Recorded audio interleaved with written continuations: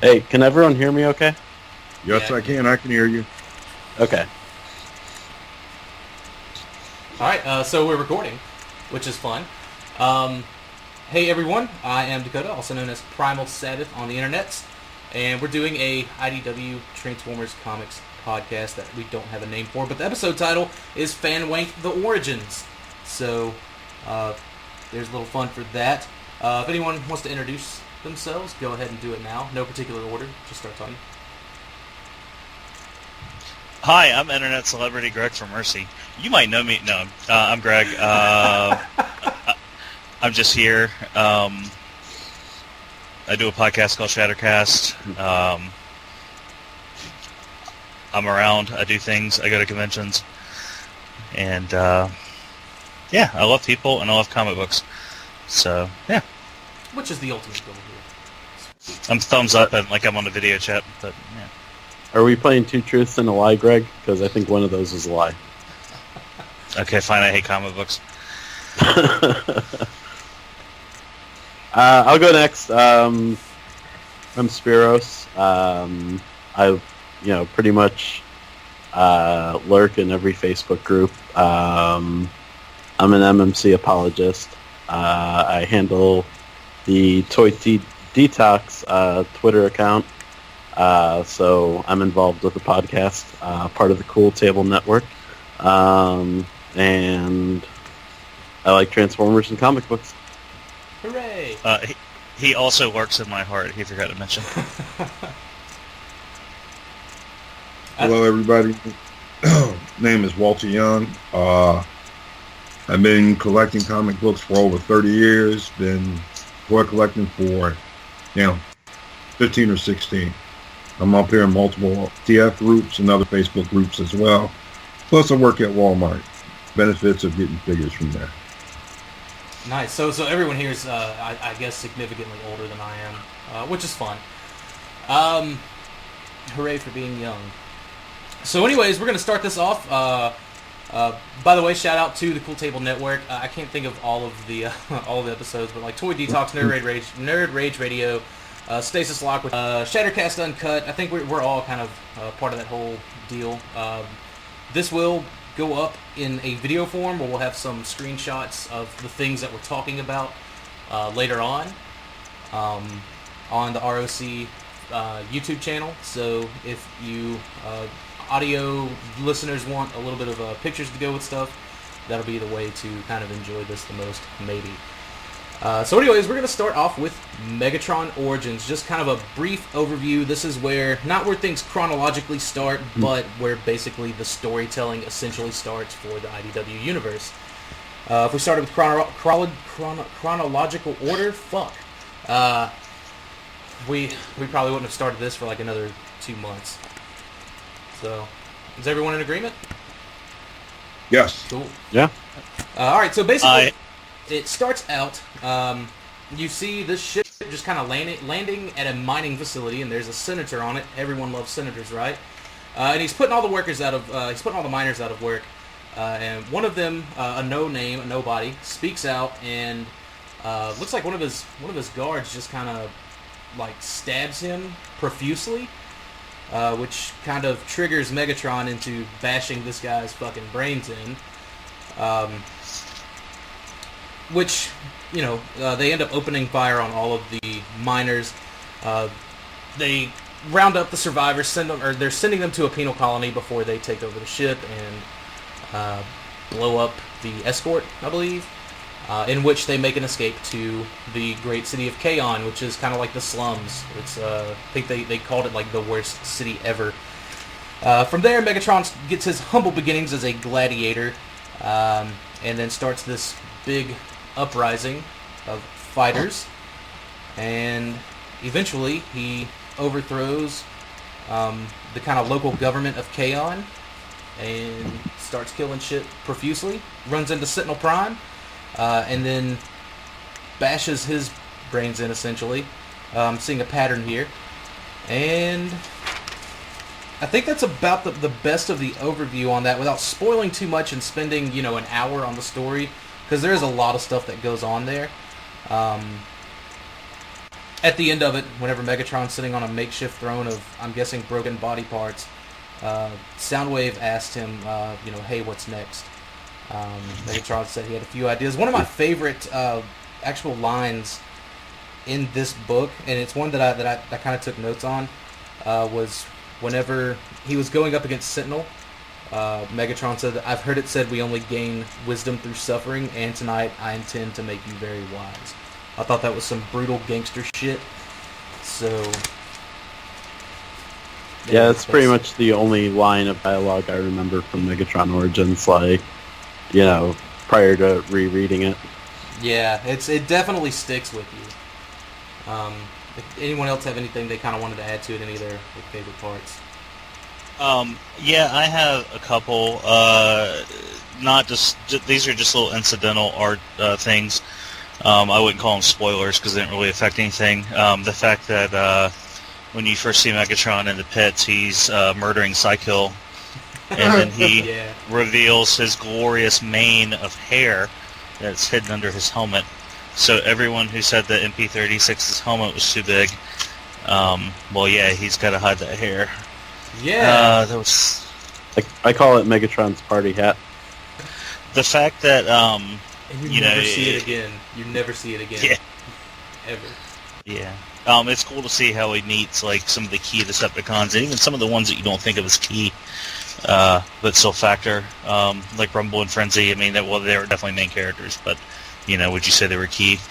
It introduces a lot of the early, or at least IDW version of the story of the Constructicons, which is pretty cool. It makes everything mesh. It sets up a pretty good foundation for stories to come. And just real quick, before we get too far into it, I mentioned this to Dakota in the chat, and I just want to say, he was asked, or no, excuse me, I take it back. It wasn't Dakota, it was somebody else who I told I was reading the books. I'm sorry. And he was like, after rereading a lot of the stuff again after a while, does anything... And I think this is important to this episode because this really concerns the stories that we're going to cover. He's like, does anything really stick out to you now after reading it after so long? And I think a lot of these stories feel like a couple of guys got a license and didn't expect it to go past 25 issues. So there's I can see that. Yeah, there's a lot of totally things agree. that happen that kind of really they show they had a short-term goal and not really a long-term game. So there's a lot of stuff that a lot of people a lot of characters will end up taken out of play that you would expect to see later. But anyway, just while I was thinking about it, I wanted to say it because I forget things oftentimes and bring them up later when it's not relevant. So and anyway, you say that, and it's this episode alone, we've got 15 spotlights that we kind of got to burn through. And when I say we're going to burn through it, we're going to burn through it because I think we're all in agreement here. This isn't really the meat of the older IDW storytelling. This is definitely just kind of your bare bones beginnings. Everything gets far more interesting in later issues, such as All Hail Megatron, and then all the way through to More Than Meets the Eye and Lost Light, where we are now, in my opinion. But it is cool to have those kind of humble beginnings. Yeah, I will say one thing about Megatron in this arc. It's kind of I don't know if anyone else took it as this, but it kind of parallels a lot of I don't know how to describe them, movies that focus on like drug dealers or I'm saying Boys in the Hood, not the movie necessarily Boys in the Hood, but literally Boys in the Hood, Right.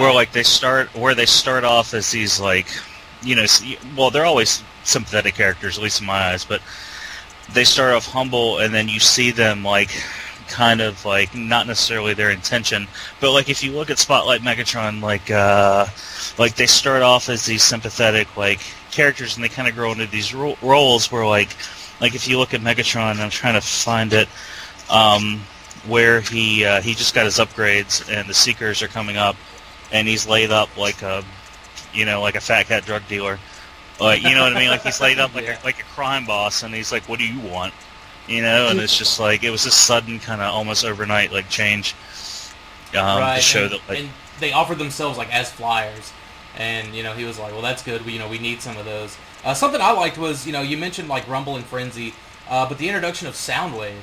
He showed up, he's like, hey, I have all of these upgrades, The only thing that I ask for in return is you just do with them what you wish. You know, just showing like outright loyalty from the beginning, and then even like later on, whenever Megatron had Rumble and Frenzy upgraded, they're like, "Do we really have to do this?" And Megatron, I think he like smashed a wall or something like that, and they were like, "Yep, well, we got to do it." So I don't know. I thought that was pretty neat. Also found, first I haven't read that story in over, how can I say it? Has it been 10 years since it's been out? Shout out to TF Wiki. I think it may have come out in 2007, possibly. I haven't read that story in a long time, so I kind of regret selling it. I think the relationship between Soundwave and Megatron, I thought that was pretty interesting. I thought it was cool to show the way they got started out, and therefore bring Starscream, Thundercracker, and Skywarp into the fold. Right. I love Starscream's role that he played after they got arrested, and they were kind of sent to jail. Megatron told Starscream basically everything, and so Starscream's like, all right, let's do this. Let's go stand before the judge or the senator or whatever he was. And then he mocks him, and then he pulls his blasters out, and he just shoots him. I'm like, which that kind of raised a question to me, like, they didn't give that dude a pat down, you know what I mean? But it works. And Starscream was the one that delivered Sentinel's body to the Autobots ever so brutally and abruptly, dropping him from the air. And seeing Prowl get all super sad and, demand the retreat, that's always a plus whenever Prowl gets sad. Yeah. Yeah, and there's a couple of things that stand out as far as continuity errors, like Elita 1 being at the funeral, and White Prime Magnus being there too. Yeah, really? And wasn't he like a guard too for Decimus? No, Magnus wasn't a guard for Decimus. Okay. It was a robot that had his color scheme for sure, like the White Magnus color scheme. Some of the, and I don't know, man, like, which that was some of the earlier, art of it, and like Greg said, I don't think they really meant to take it as far as they've taken it, at least not back then. Yeah. Well, Megatron Origin actually was supposed to be published under Dreamwave's run, but for whatever reason, with the folding of Dreamwave, like shout out to when IDW, shout out to not paying your artists. So like it totally wasn't meant to be part of the IDW storyline at first, and it kind of got shoehorned in, and then, as we'll see later on, a lot of the continuity errors get retconned by James Roberts and who did RID? John. I want to say John Barber. Yeah. John Barber. Yeah, that's it. Okay. Yeah. So I mean, because they basically go back and like retcon everything. Right, which I think they did a good job at doing it. Oh yeah, I mean they did the best with what they could. Right, absolutely. So it didn't feel forced or out of place. But anyone have anything else they wanted to kind of add to Megatron Origins? Oh yeah. Go ahead. I didn't know that was going to be a Dreamwave storyline. That's the first time I heard about it. Very first time. I didn't know that. Hey, we grow every day by learning something new. I didn't know. That's the first time I heard that. Because I didn't know that was going to be their storyline. Wow, that's the first time I heard about that. That would explain why it was a lot of miln work. Yep. A lot of artwork. I guess if you weren't getting paid for it, you might as well find some use for it, right? Right. Shout out to Dreamwave. One thing, and I don't want to dwell too much on it, but your perception, Dakota, or your not perception, but your interpretation of the Soundwave weapon scene is a little different than what I got from it. Because, like, I mean, I'm not really good at talking to people without being an asshole, so just bear with me here. Oh, no, go for it. I don't want to sound like an asshole is what I mean. Like, I'm not honestly being an asshole. I just always feel like I sound like one. Like, I don't think he was being subservient. I just feel like a lot of times where there's like a movement or there's like an idea and none of the people are necessarily either feel like they're strong enough to lead it, or there's always a mastermind and he's not necessarily, and I don't want to say someone's a mastermind, but he's not necessarily, like, he's smart, and he's smart enough to know that there needs to be a figurehead, or there needs to be, like, this image of what it is. And I feel more like he's not setting, when I say setting Megatron up, I don't mean like he's setting him up, like, in a bad way necessarily, but I just feel like he's setting him up on purpose. Like, I feel like that was... This was like Spiro said, this was supposed to be part of Dreamwave, so maybe it was something that they meant to follow up on later. But I feel almost like he's setting him up, like, for something later, like setting him up to, like, if they need a fall guy, or for him to have his purpose in the grand scheme, not to be necessarily the scheme, but a part of the machine. If that makes sense. And I get you. Even in current, some of the current storytellings, we've seen a lot of these sort of flashbacks that Soundwave has had, and even through, like, the later issues of RID, how much he believed in that, the purity of that whole Decepticon dream, that uprising, with it being, something like take down the false primes and, the Senate and all that other stuff. How it wasn't just Megatron he believed in, it was the movement, like you said. But it did, for me, just looking at it, it felt like it was just unwavering loyalty to the cause. Maybe not towards Megatron, I probably worded that wrong, but at least to the cause. Yeah, I hear you. It was like he weaponized Megatron, like, figuratively and literally, for the cause. Right. Moving on, Spotlight Blair. This is one that I wanted to touch on briefly, just because you kind of see what this whole uprising, this new civil war had on kind of the general populace. And Blair was a celebrity. He was a racer. They're trading paint. But it starts out. You see Blair racing. He's at the height of his career.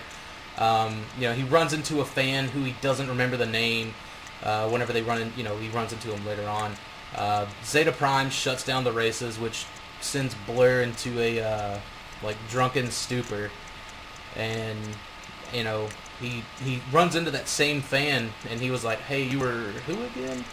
And he was like, "Look, it's fine." But he hands him kind of Autobot, registration, and then he goes to the bar again, like the following night, and Starscream hands him one for the Decepticon cause. Which I liked how it showed that each side was doing their best to recruit whoever they could, and later on Blair was like, you know what, I just kind of want to. I felt like he was neutral, in which he then sees the death of that fan, and Ironhide puts an elbow to the back of his head, tells him to stay down. In which all of that, some heated words with Cup and Orion Pax happen, and ultimately Blair decides to sprint off and assault Skyward, probably crippling him, being hit that quick, from the back. But that was something I thought was neat, that they showed that sort of more civilization aspect of, the war starting and how it affected some of the non-combatants. Well, yeah, and it showed a lot. It showed the different recruiting tactics of the various sides, appealing on various personality traits as opposed to others, right. And the way that which in a continuity error, they called him Optimus. Cup called him Optimus. Yeah, that was. But the way that Orion Pax went about it versus the way that Soundwave went about it. Right. the traits that they appeal to, or even I would say they appeal to the same traits. They just appealed in a different manner. Right. But and it looked like Blur was just kind of like, well, if I have to choose a side. I mean, he was it just speaking from like looking at it from Blur's perspective, he looked like he was very thinly spread, swaying one way or another. You know what I mean? Like he could have easily become a Decepticon if I think if he didn't see that fan, kind of die right in front of him. Yeah. So. He was actually his mechanic. Was it his mechanic? I thought it was a fan because I remember he signed something for him. What was his name? Oh yeah, that's one of those things I didn't write down or remember. Did he sign something? Because I thought the whole thing with that was they were finishing up the post race, and they was like, let's celebrate. He's like, yeah, let's celebrate. Drinks are on me. And it's like, we're going to the circle. And then he's like, but we can't get into the circle. Oh yeah, that's right. It was his the lead tech on his pit crew. His name was Piston. Yeah, and what did he call him? He called him. Oh shit, where is it? Parlon. I think he called Parton. Parton. Parton. Yeah. But then later it shows his change of heart once he actually sees how shit's going down, because he's dead. He comes upon him, and Optimus, yeah, as he's known here, is investigating him, and he says, "A friend of yours?" And he says his name's Piston, and then Optimus is like, "I know, I met him once briefly, but because they show that earlier, but it shows that he's kind of getting the gravity of the situation. I think that whether it was intentional or not, that seems like a character growth there. But, right. Yeah. Was there anything else anyone wanted to kind of add on Spotlight Blur? I liked how the world building that was done in Spotlight Blur, the spotlights themselves did a huge amount to just throw little drops of world building into the IDW universe, and making the factions seem like political ideologies rather than just the black and white thing that most 80s cartoons had going on. I like how they fleshed it out, so to speak. Mm-hmm. Definitely. At least these earlier spotlights felt that way. Some of the kind of later ones, I think they were more story driven. They took the elements of the story they were trying to tell and kind of shoved them in that. Where I think they could have just made another miniseries instead of just shoving all of that into spotlights, like the Dead Universe and the Nova Prime stuff. But that's just me. I like the way how they kind of made him somewhat arrogant. Right. Arrogant, bad attitude, selfish bot who didn't care enough there about nobody. Right, which that kind of leads into, there's a fine line between the Autobots and Decepticons, being that, most Decepticons were, thugs and, they were arrogant, and the only thing that really tipped Blur from being a Decepticon to an Autobot was the death of his mechanic. Right. All right, cool. I just thought it was a neat way to, that they kind of added just to that little bit of background. Next up, we're Spotlight Shockwave, and I think this is going to be pretty quick. Basically, while the war is raging on, Shockwave is doing some sciencey shit, where he's terraforming different planets with these ores, which I've always viewed as just a type of raw energon. He arrives to Earth, and the Dinobots followed him. Dinobots with a Y, and he has basically, I think this is after he's already sent these little seeds off to these planets, and he's just checking up on them.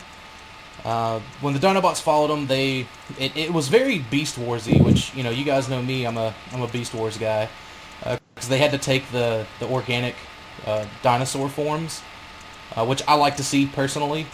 Whenever they chased him to Earth, they all got into this big battle, and then they were all buried under molten, solidified rock after an explosion, which is fun. But I wanted to bring that up because of Or 13 and how prevalent that is even now in the current storytelling. Yeah, and it's interesting that Shockwave is able to simulate rage. That kind of threw me off upon rereading it for this episode. Right, he just It's disengaged his logical way of thinking just for rage, and then went back to business as usual. Did it strike anyone else that the one who came up with the whole organic outer shell concept was Slag, who is traditionally the dumbest of the Dinobots, even in IDW continuity, and he devises the genius scientific plan. For what it's worth, I think that Or 13 and just the kind of radiation type effects that son of a bitch. The kind of shout out to not muting your cell phone. Had some kind of effect on their brains. I know later on, didn't he operate on them? Which is in a story I can't remember.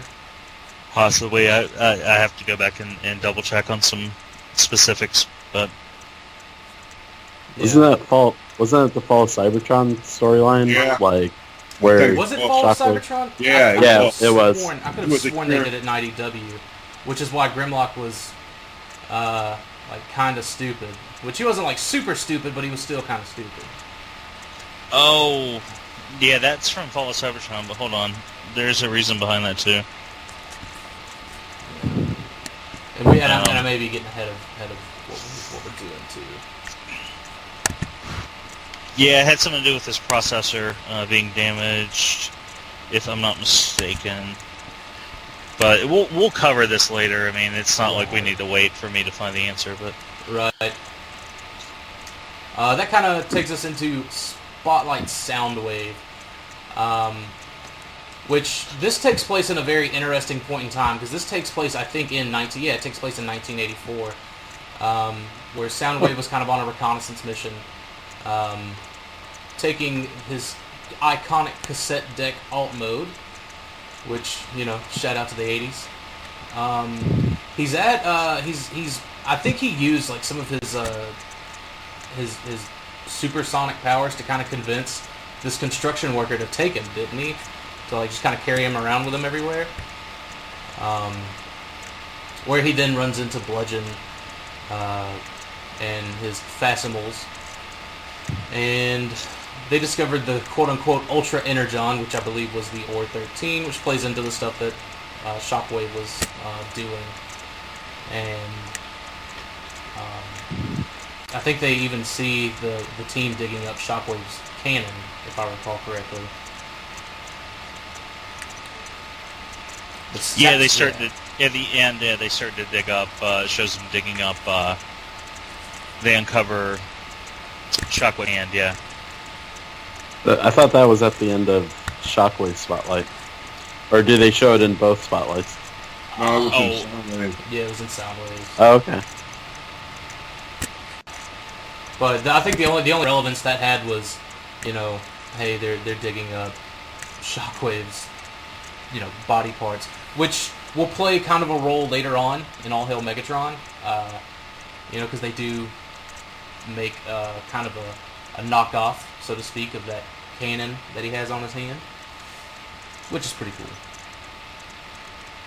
But anyone have anything memorable from Spotlight Soundwave they wanted to talk about? Man, not really. I haven't read it in a long time. I haven't.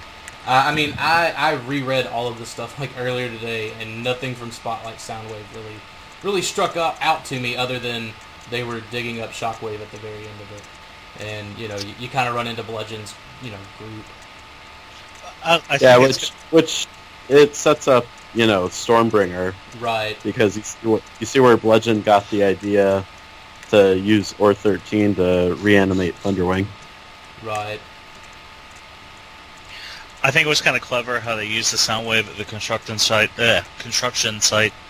Well, I guess it was the dig site, but no, it was a construction site where he was. Yeah, kind of like how he was presented in More Than Meets the Eye, the miniseries. Wasn't he hiding on a construction site there as well, or the oil refinery? I think, but the same kind of industrial setup.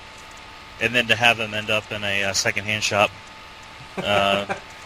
In 2000, what was it, 4 or 5 or whatever? Right, and some little kid just gets him. He was like, his friend was like, you can waste your money on that if you want, but I'm sticking with my iPod. Oh, how the times have changed. It's kind of cool, too, because I didn't realize it until I reread it, that Soundwave's ability to, influence organics had been touched on way back then, because they brought it back in during RID and post-Dark Cybertron, that he has the ability to essentially read human minds through the wavelengths. Right. But he's always done that though, right? Right, but I didn't realize they planted that seed so far back in Spotlight Soundwave. I don't even think they realized they did either. Truth be told, but yeah, it's awesome how they kind of do touch on these older stories and bring a lot of stuff kind of full circle. Pretty neat. Spotlight Nightbeat is next. We kind of talked briefly about this before we started recording, but it's Nightbeat's just kind of hanging out in space, solving mysteries, doing Nightbeat shit, and he discovers someone selling a data slug from Arc 1, the very first arc that had Nova Prime, Cyclonus, Galvatron, Straxus, Scourge, And Jaxus. yeah, and Jaxus. Which, we don't know anything about those characters at this point in the story. But anyways, they were near a planet called Gorlum Prime, which has some significance throughout just this kind of whole entire run of comics. Upon rendezvous, he finds that the would-be seller is near death on his own, on the seller's ship, and he makes his way down to the planet to see similar to the vehicles of the inhabitants. Then he finds himself underground in front of a strange pool, in which he decides to test the shallowness of the water. Once he puts his feet in it, though, a couple of robots appear, and they give him a good chase. They end up catching him, and while he's still conscious, he's hearing words like expansion and dead universe that were very, very bolded, so to speak, for the readers to remember, I guess. And at which point they were taking the top of his head off and working on his brain. And then his memory is wiped, and he's like, man, I don't know what I was doing. I don't know what's going on. At which point Prime hits him up. He's like, hey, man, I need you to come to Earth. I got some stuff I need you to do. But you could tell, something was kind of bothering Nightbeat. He couldn't quite put his finger on it. Right. Yeah, I mean, it was G-Axis Nova Prime, doing the tinkering in his head. Right, telling him he would know whenever he knows, basically. Right. Which Interesting. Oh man, we totally skipped Spotlight Ultra Magnus. But I mean, if anyone wants to touch on Nightbeat, I don't know, man. I skipped over my notes because I saw Nightbeat. I'm a big fan of Nightbeat's character, even now in the current comics. But I like the whole detective thing. I wish they would have done some more Nightbeat stories. Like I said, it's been so long since I read them. It's like, man, I'm up on the new stuff, and it's like, you got me thinking I need to pull these books back on out and follow through again. Yeah, you should. Yeah, I was gonna say you should, but at the same time, it's like, well, at least pull out Volume 5. Start at Volume 5 of the hardback covers. Just start at All Hail Megatron. I mean, you know what? I'm going to say something there about that. All Hail Megatron there to me is probably one of the greatest Transformers stories ever. I'll say it like without a doubt. But, Spotlight Ultra Magnus. Didn't he go to Nebulos? Yeah, he had to go to Nebulous. He was tracking Swindle, and he caught Swindle, and Swindle was like, "Hey, I got some information in exchange for some freedom." And Magnus was like, "Okay." Like, it was the second or third time that shit had happened. Because Magnus was really after Scorponok. Which I think took it to like 1988 Earth, where he, I think, had a run-in with Scorponok, but Scorponok ultimately evaded him, I believe. You know what's interesting about how they did the character all Ultra Magnus, and that's they made him strong, military-minded, doesn't have that attitude. Yeah, man, they made him a total buzzkill. Yeah, like, and when he went against Scorponok, it was like, wow, okay. And we saw Lord Zarok. And we're not talking about one from the Marvel Comics. We're talking about the one that was from the cartoon series. Yeah, that was an interesting choice to make the Nebulans like little green men in the IDW comics rather than like flesh-toned, human-looking characters like they were in the Marvel comics. See, I thought they were, and I haven't really read the Marvel comics, but I thought they were little green men in the Marvel comics too. Honestly, I thought it was the cartoon. Just in the show. It was just the cartoon. Yeah, just in the show. Yeah.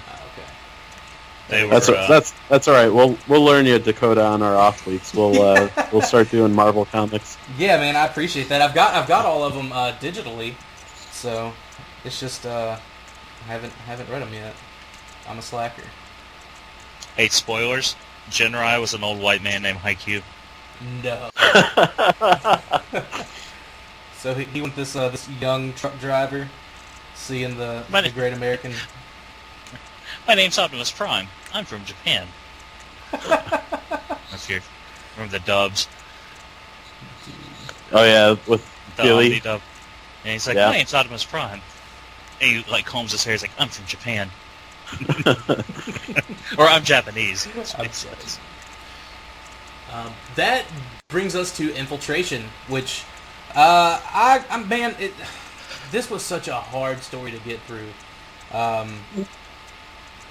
Did someone want to add something before we went into Infiltration? Nope. Okay. Which was very hard to get through. It focused mostly on the human element. You had Verity Carlo, which I end up really liking her character later on. Hunter, not Onion, but I'm guessing Onion is how you pronounce that? Or yep. Onion, whatever. Onion. And Jimmy Pink, which doesn't he end up becoming friends with Spike later on? Yeah, he shows up in RID. Yeah. So Jimmy Pink, shout out to Jimmy Pink. And it kind of revolves around Ratchet and how they're after this. Did they call it a palm top instead of like a laptop? Yeah. Which had coordinates to the Decepticons' base. Long story short, Ratchet. It was basically like a very Cold War cloak and dagger, like espionage, like Remain, undercover sort of story, where Ratchet kind of felt his moral obligation was to save these human young adults, teenagers or whatever. And he breaks cover and he gets kind of caught up. They all get to the base. Prowl scolds him and brings up all the charges because fucking Prowl. That's why. And then for some reason, Ratchet, 3 humans, and Bumblebee, of course, because you can't have a story without Bumblebee, talk him into taking them to the Decepticon bunker to help his case with Prowl, which is smart, right? Anyways, Ratchet and Bumblebee get their collective asses handed to them by, I believe, Starscream, and just the other Decepticons. That's something I kind of liked about the story. It was like Prowl was in charge here. Like there was no Optimus and there was no Megatron. They were just very kind of little covert groups, which I like to see more of. I like to see more, less of that whole Optimus Megatron, like they're both in charge fighting sort of thing. But anyways, at the end of the story, Megatron shows up and Starscream's all hyped up on roids, aka Ultra Energon, and he thinks he can take Megatron. He is sorely disappointed and has his ass handed to him. All the while, like, some shit was going on with Ramjet, and Ramjet died. Spoiler alert. And upon the Autobots returning to the Arc 19 at the bottom of Lake Michigan, Optimus Prime pops in. So there was that. Anyone want to talk about Infiltration? Let's see. Did the Starscream try to fight him? Of all the Decepticons, Skywarp tried to fire on him? That was a shock. That was shocking right there for Skywarp there to do. Right, which didn't Starscream, or was it Skywarp and Blitzwing? One of them was talking about, always bet on, No, that was Skywarp. That was in the that was in the Ramjet one shot. Always bet on the winner. Yeah, that's right.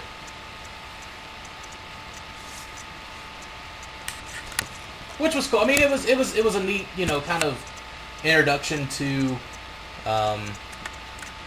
events that were about to start happening on Earth, and something I kind of noted from this issue was, at the end, whenever Megatron showed up, he kind of looked up at Prowl, and I think that he'd asked Megatron, someone had asked Megatron, what now, and he just responded with Phase 2. Yeah, they're at the base of the cliff, and all the Autobots are standing up there at the end of the battle, and it was Astrotrain, and he's like, "What now?" And then he gestures to the Autobots, and Megatron just says, "Phase 2." Because if you look at these stories like Infiltration and what's the next one? Escalation. Escalation and Devastation. It ends in the comic. It says the end of Phase 1, the end of Phase 2, the end of Phase 3. Like, that's like the text at the bottom. Right. And like they make sure they lay it out as phases, because once you get to All Hail Megatron, you're in Phase 6. And they introduce that concept of having, the phases and the Phase 6ers, which are Sky Shadow, etc., Overlord, Six Shot. I think my favorite part, not the most well done, I think, panels, were at the very end of the series when, was it Jazz, and he's like, it's time to call Optimus Prime. Right. And Hunter's like, I think he's already here. And you just see, like, big-ass heroic Prime, like, in Prowl, like, towering over everybody. Like, I thought that was just really well done. Right. And I liked it was a change from the narrative of, they crash land on Earth and then they're asleep for 4 million years. It shows that there's just been constant fighting, ever since all of this kind of sort of began. But you're right. The Optimus Prime standing there in the doorway, glistening, was really cool. Yeah, I just thought it was neat. So.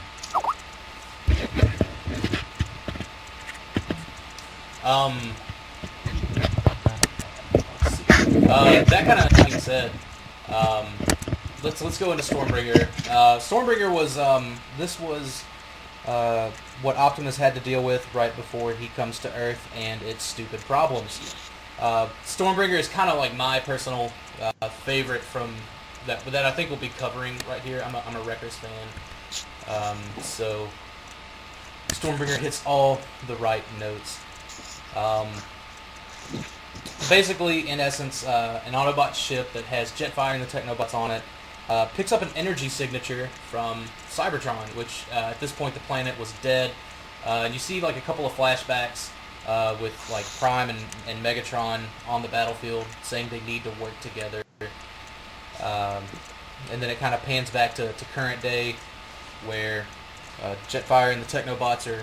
he took 3 of the Technobots down to the planet's surface, and they see these mechanoids worshipping this inert winged figure, and they're calling it Thunderwing. anyways, essentially they get overwhelmed and knocked out, and then a barrage of missiles comes from the planet's surface and blows up the ship, but not before the other two Technobots could escape, because what are Technobots without all 5 members? Anyways, later on, there's some more flashbacks of, Thunderwing being a scientist and saying, look, if we don't, do something, the planet's going to die.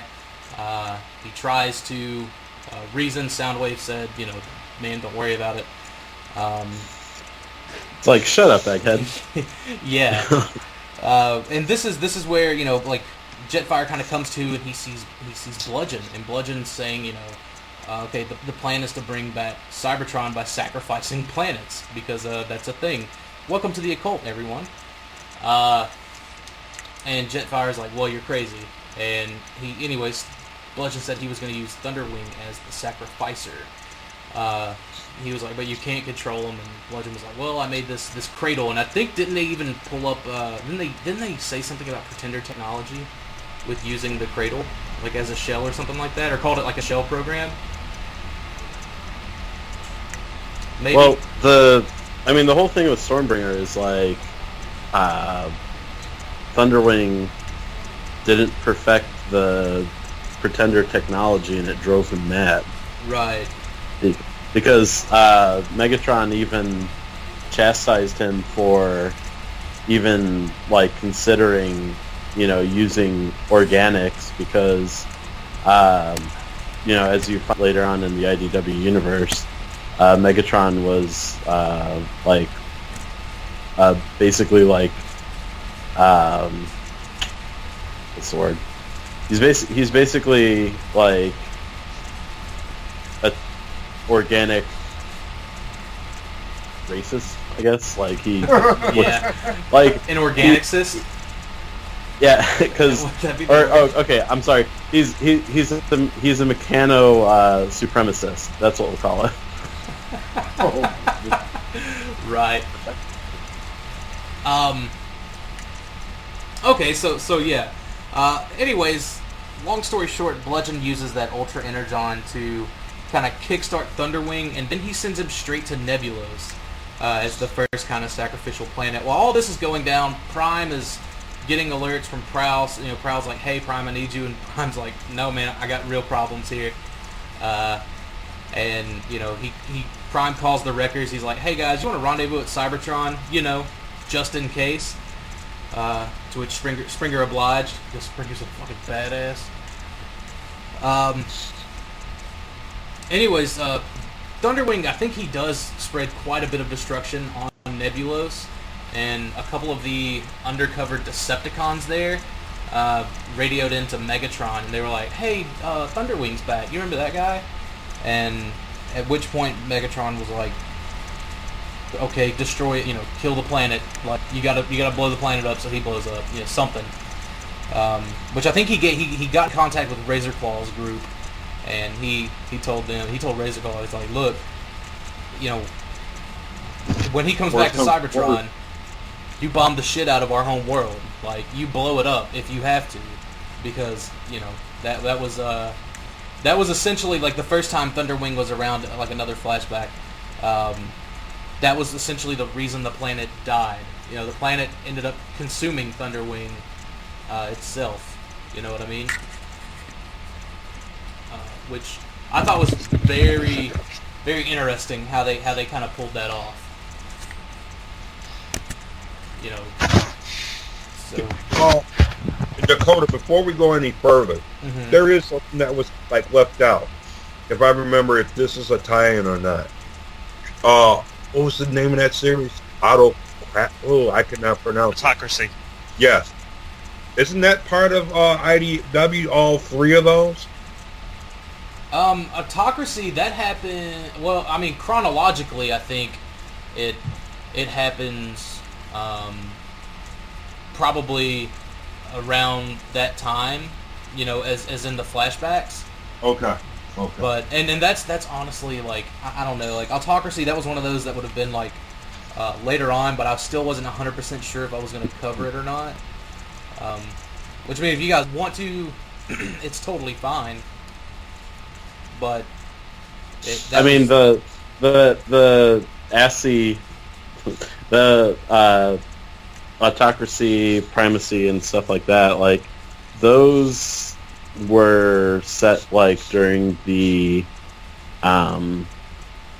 Zeta Prime, you know, like, the pre-conflict as it officially was, like, Autobot Decepticon. Right. It was because post-Sentinel. But, I mean... Zeta. Yeah. But I mean, they're rife with continuity errors. So I mean, we can touch on them on a later episode because we could spend a whole episode just, you know, going through them and picking apart where they, you know, screwed up the continuity. Right. Yeah, I think as Spears put it, the ASCII stories, they really show like those points where the IDW storytelling might have started off strong, and then within the same like quote unquote continuity, fell apart like kind of obviously like towards the end, and that happens a lot in some of the earlier stuff, which is unfortunate. But yeah. Which one are we on? I'm sorry, I had to step away. I had to handle something for like 2 seconds. It's fine. We're on Stormbringer. Okay, cool. Stormbringers are pretty good. I mean, that's pretty cool. Like, it really sucks that you don't see the lead up to it. Like, you don't get the origin story of Thunderwing so much. You just get the little flashbacks of just like him as a scientist and him saying stuff. What I do like it was a Simon Furman story, and you know, it was very Wreckers centric, which I think is what Simon Furman is really good at. But basically, to kind of round it all off is, you know, between Prime and Jetfire reprogramming some of those automated drones and the combined firepower of the Wreckers, they were able to stop Thunderwing in his tracks, run him on empty, before Razorclaw gave the order to bombard the planet. So, wreck and roll, yeah? Yeah, it was a good throwback to the Guardian from G1 and from those episodes where they were reprogrammed by both sides, back and forth. Right. And it was a good callback to when Optimus and Megatron fought in the prior story, where he was able to shut Megatron down with his... I mean, it was basically just with his own gun. Like, it shows, like, he puts his mind to something and he overcomes it. And good versus evil, or good triumphs over evil. Like, it was just a good callback to set up kind of a theme in this part of the story. But we can get to that later. But it kind of shows what they were doing later, which is one thing that I don't think they planned on doing.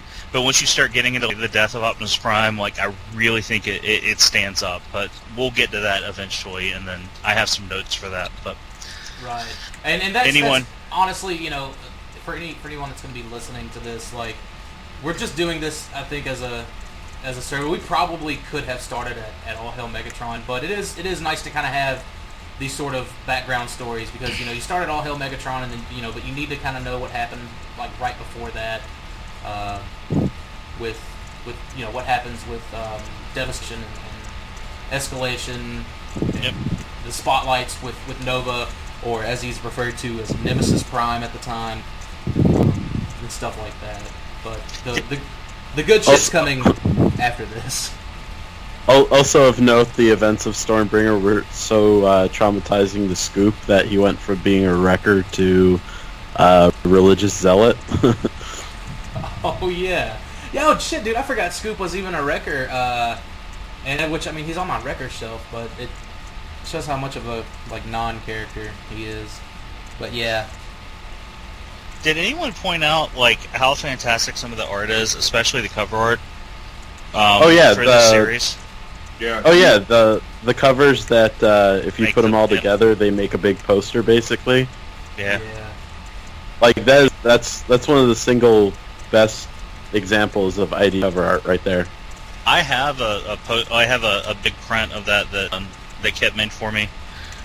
That it's all of the 4 combined, and it's just I don't have anywhere to put it. Like, I rearranged my room, I put up some more shelves, and now it's just sitting in the closet. It's kind of sucks because it's a really cool piece of art. But yeah, I think the art in this period, like these issues, was really good, which contrasts to like coming up soon, where some of the art gets kind of bad. I think actually some of the art in Infiltration, it was kind of hit or miss too. I didn't touch on it there, but is that the one where Breakdown shows up? Oh no, that comes up a little bit later. Breakdown shows up and he's like he's looking for Energon, and the military's like designation Breakdown, and Spike's like, where do they come up with these names? And he looks like a robot skeleton man. Like it's just really. Yeah.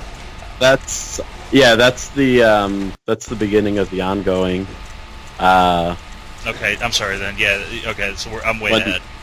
Yeah, when we got Figueroa's movie G1 hybrid designs. Yeah, I wasn't a big fan of. I mean, there was some questionable art like earlier on than that too, but that's just one of the things that kind of sticks out. But I think in Stormbringer, I think one of its credits is definitely that the art is pretty strong. Oh yeah, especially without a doubt. It's easier on the eyes than say Infiltration, which I don't think Infiltration was terrible, but could have been better. Yeah, definitely.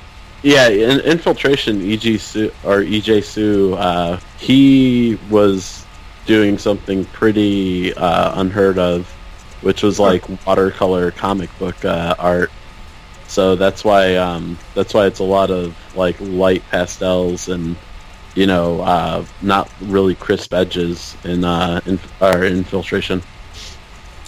So fancy and artsy. I like how they take the Optimus Prime design here is directly from War Within, like that area.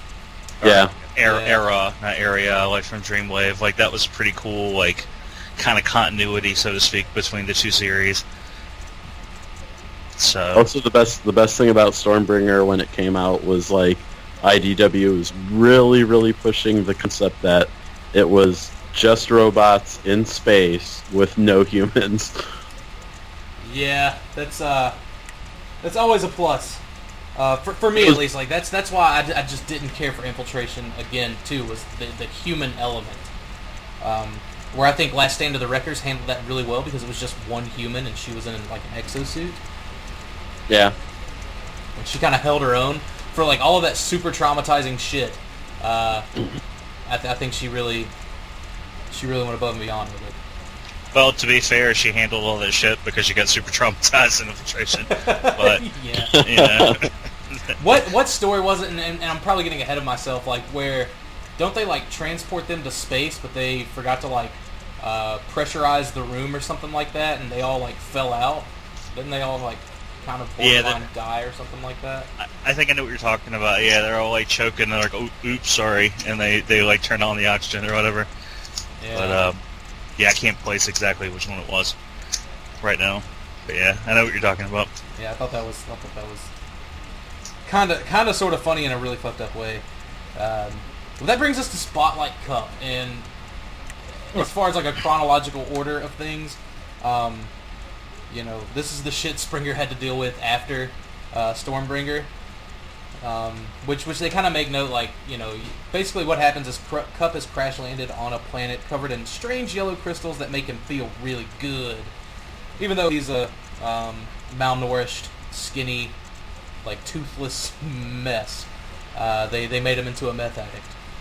This is that Hunter S. Thompson Fear and Loathing Cup crossover. It really is.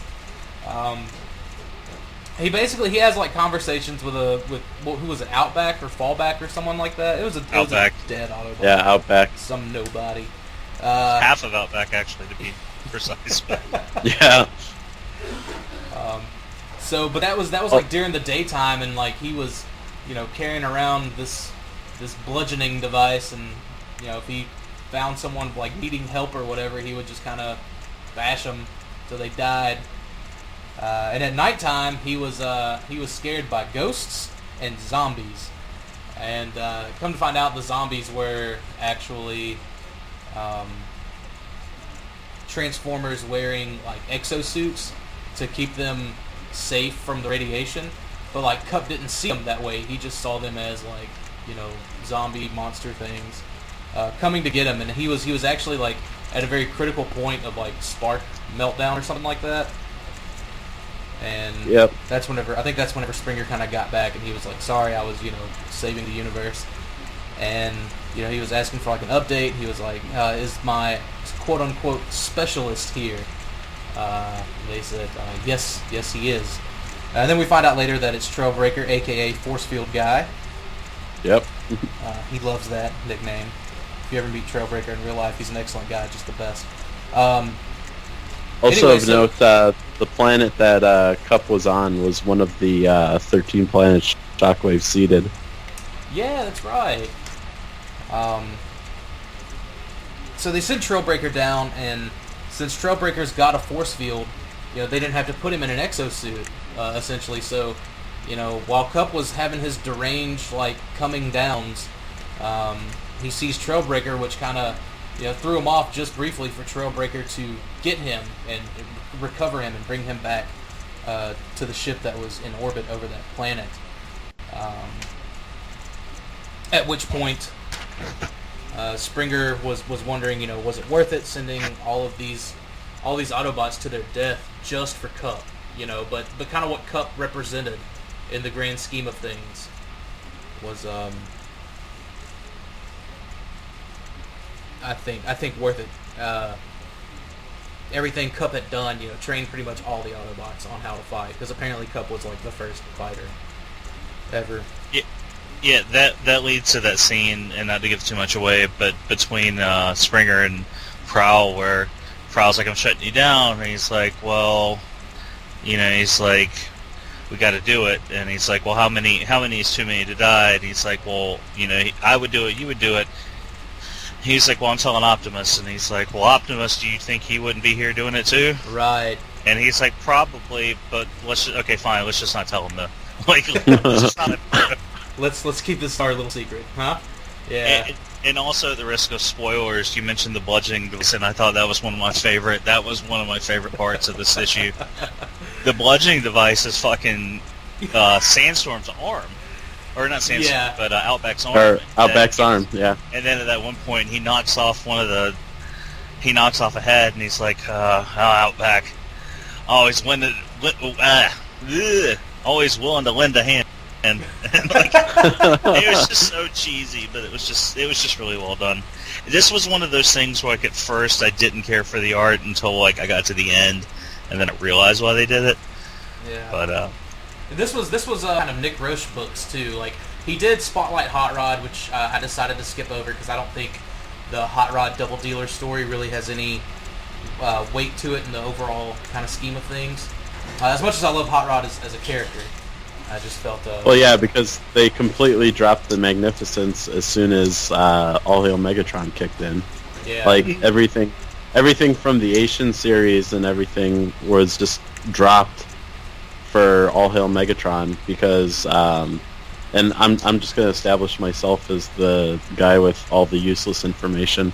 All Hail Megatron was actually going to be a one-shot story, separate from the main continuity. Wow. And then some higher-ups at IDW decided to make it a jumping-on point for new readers and make it the main continuity. So a lot of people who had been reading the Asian stories, Stormbringer, stuff like that, they're just what the hell happened? Yeah, and I will say this, I wanted to save it for whenever we did cover All Hail Megatron, but how they kind of ended up back on Cybertron after getting their asses kicked. That was, at what point did that, happen? I thought that happened with the big six-shot fight, but I was never really 100% sure on that. It may have just been because, whenever I read all these stories, it was late at night, and I was sleepy, but I never got the connection there. Yeah, touching on Spirit, it's just that, these are the instances where, with the cartoons, every what they're doing with RID, every couple of years they're gonna... Was it RID? Is that the one they're doing? Yeah. Yeah, the one that's every toy tie-in comic series. No. I'm thinking about the cartoon shows. Oh, okay. No. I'm thinking about a different franchise, but it still works. It's like they're doing with the Ninja Turtles, the current Ninja Turtles cartoon. It's pretty good, right? If anybody watched it. next year they're going to reboot it with a 2D animation show, and there's not that there's anything wrong with it. They're trying to keep it fresh for new people, and that's something they do with cartoons, and that's something they've done with Transformers forever. And typically they do it to sell toys, but at this point in the IDW storyline, they weren't selling toys off the books. But it's interesting to see how they still manage the soft reboot stuff just to like kind of like give new readers like a place to kind of grab onto, even though they weren't selling toys. So it just shows that like in all facets of the brand and the merchandising and the media, they still do that for various reasons. I mean, I maybe it just sticks out to me, but wait, you mean to tell me we could have just started at All Hail Megatron? Well, if no one listens to this episode, then yes, we can just start at All Hail Megatron next time, and no one will be the wiser. Call the next one episode 1, 2, and see if anyone calls you out on it. This will be like episode 1, volume 1, and next one will be episode 2, like 1, volume 2, or something like that. I think in honor of the subject matter. Oh, go ahead. I was gonna say, I think in honor of the subject matter, we should make this show rife with continuity errors, and just see if people call us out in the comments. This is honestly, like I was talking to Ace earlier about getting this up on the Cool Table Network for the podcast and stuff like that. We'll just release this as our like bullshit first episode, and we're an hour and 5 minutes into it. So that'll be for the listeners to finally like get through this first hour and realize like, fuck it, we're done. This is our free comic book day issue 0. Yeah, I was gonna say that's exactly what I was about to say. This is issue 0. But it was an interesting conversation, and you guys got me thinking like, okay, I need to like pull out the books again or rebuy them. That's right. Megatron's 4-issue limited series. I got to get that, and Stormbreaker. So I got to get those now. Hey, if you're going to rebuy the books, man, try to find one of those little tiny pocket-sized All Hail Megatrons. Oh my like God. I don't know, it's like it's a little bit bigger than a DVD case. But it's like Bible thick, right? Yeah, I'd say it's about 3/4 of an inch thick. I mean, it's the entire All Hail Megatron. God, I want it so bad. Like that's my favorite story. Which you could just buy Volume 5, the hardcover. Yeah. And because I think that's 100% All Hail Megatron as well. I think I paid $4.99 for this versus $49.99 though. So. Oh my God. And you just out there preaching the good word on the streets. All Hail Megatron. Oh, dude, I bought a couple of people one of these as a gift. It's a great stocking stuffer. Yeah, it just has the original publishing date in the notes of 2010. It doesn't have this releases date, but I got the ASI or the ISBN number for it. But yeah, it's pretty cool, man. It's just a good little book. It's like those. Have you seen those little mini versions of the comics they have at like Target and Walmart in the card section? They had them last year. They might be dying out, but they had those little tiny pocket-sized collections, and they were the size of a pack of cards. I've seen like they got some of the old Spider-Man stories that way. I saw some of those. But yeah. Yeah, these were Transformers like IDW, and I think it was around when they were doing a lot of IDW inspired toys, and I think it was like they're buying the toys, they're buying Yu-Gi-Oh cards. They might, so they're like, let's put the comics in with the Yu-Gi-Oh cards somehow, like kind of like marketing. But Right. I didn't buy any up because I already had the stories, but I pointed out whenever we saw them, I was like, this is really cool. Like this is hopefully kids are buying them. So. All right, so let's. I'm just for the sake of time conservation and Greg really opening my eyes to this. Let's burn through the rest of this within a couple of sentences. What open your eyes to? The fact that we could have just said fuck this and started it All Hail Megatron. Oh. Yeah. That wasn't my intent at all. I'm talking about like the way they did it. We mentioned how it kind of like it was a new jumping off point. I was just saying that like that's the thing that's common with the franchise, and usually it's to sell toys, and it's just to see they're doing it to sell comics here. Like it was just a cool like continuity outside of the fiction, Right. like a real life continuity. It was meta. It was meta, Greg. Yeah, it was. But I mean, no, I think Devastation. I think all that's worth talking about. All right, well, we'll cover like I think Escalation's next, anyways. Okay. And this is kind of some of my sort of favorite storytelling, because this is where like Sunstreaker gets kidnapped, and they're dealing more with the machination, and the Decepticons are still playing around with Or-13, and I think the Avengers show up. I don't know, man. That's is that really like? Does that even still kind of hold in continuity?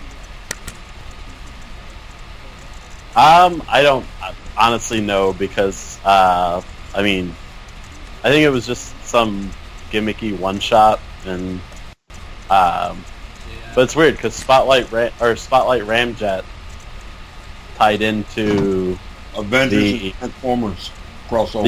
The Avengers crossover, and that's part of the main storyline. But I guess, right? I'm not gonna lie. Like, I totally bought the single issues for that. I thought it was pretty cool, but I didn't think it. I thought it was like very loosely fit. Yeah, it was. I mean, for the sake of continuity, I mean, we don't even have to talk about it more than saying the Avengers showed up and then they're gone. Right. It was an Energon hallucination. No, that's because Avengers during that storyline that was leading into Civil War, and you have the other half leading into the Ramjet Spotlight. So right, that's time to win. I gotcha. Escalation, though, this is where we kind of see Headmaster Sunstreaker, and not to really talk too much about the toys, but I was kind of bitching on Twitter last night, actually, that of all these random headmasters that were never headmasters that we're getting, and we have not seen a Sunstreaker yet, and it's kind of a slap in the face, like I would totally buy a Titans Return Sunstreaker, just for that. That'd be so. Yeah, I was actually thinking about how you think with the way at the time this came out, the way third party was going and just getting into doing figures, that someone would have attempted either a mod for the universe was at the time, or their own figure. I think, when did this come out? 2008. Which one? Which figure? It was it was 07, I believe. Yeah, Escalation was 07. So a third party was doing heads and stuff at the time, right? I think the best we had were trailers and weapon. The protection armor. Yeah, because go ahead.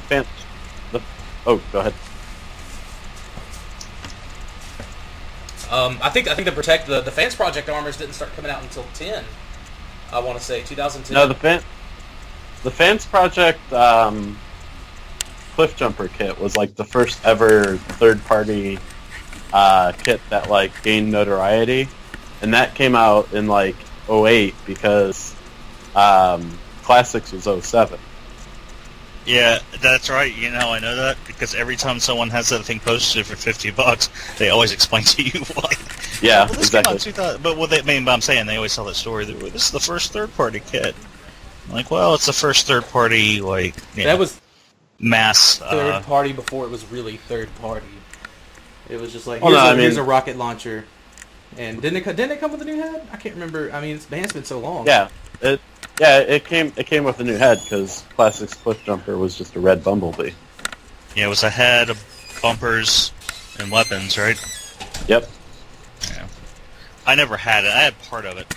I didn't even know it was bumpers either, to tell you the truth. Actually, to differentiate the mold. Not to get too far off on a tangent, because I know this isn't Toy Detox, but with the first third-party offerings ever were the Just a Toys World's Smallest Dinobots. Really? Yeah, I had those. Yeah, I had 3 of them before I sold them for a mint. See, I didn't start collecting until 2010-ish. So I got on with the protector armor for Rodimus and made googly eyes at the armor for Ultra Magnus, because at the time I was like, there's no fucking way. Little did I know then what I know now, that I would have spent all this fucking money on plastic robots. I actually, hello? Yep, I hear you. Somebody disappeared. Oh yeah, Right man, here. it was me. Like I was opening a very creaky door. It's Oh, you muted. Okay, my bad. yeah. One of the first cases, Spears, cover your ears. One of the first times I ever bought a knockoff, I bought a knockoff protector set because I was like, or actually I got it for my birthday because I was like $100 for this. No, fuck that. And then it was like a knockoff for $40. Fuck yeah, I'll buy that. I'll fix it. I'll fix it all day. And then yeah, look at us now. Don't worry, I'm not Snowflake. I won't like fly into a blind rage because he said KO. Oh, is this not Doy Sea Socks? Is Robert waiting around the corner? Shout out to he'll- Toy Detox, the Toy Detox corner of our comics. MPPD will be a guest star on a future episode. Yeah, the meatball sub episode. Yeah. Yeah. We'll be like, what? What? He'll want that little all-home Megatron. He'll be like, man, fit that up my butt. What about Legends figures? Anyway, moving on. Let's get focused. Anything from Escalation that you guys wanted to touch on in particular? The Optimus Megatron fight.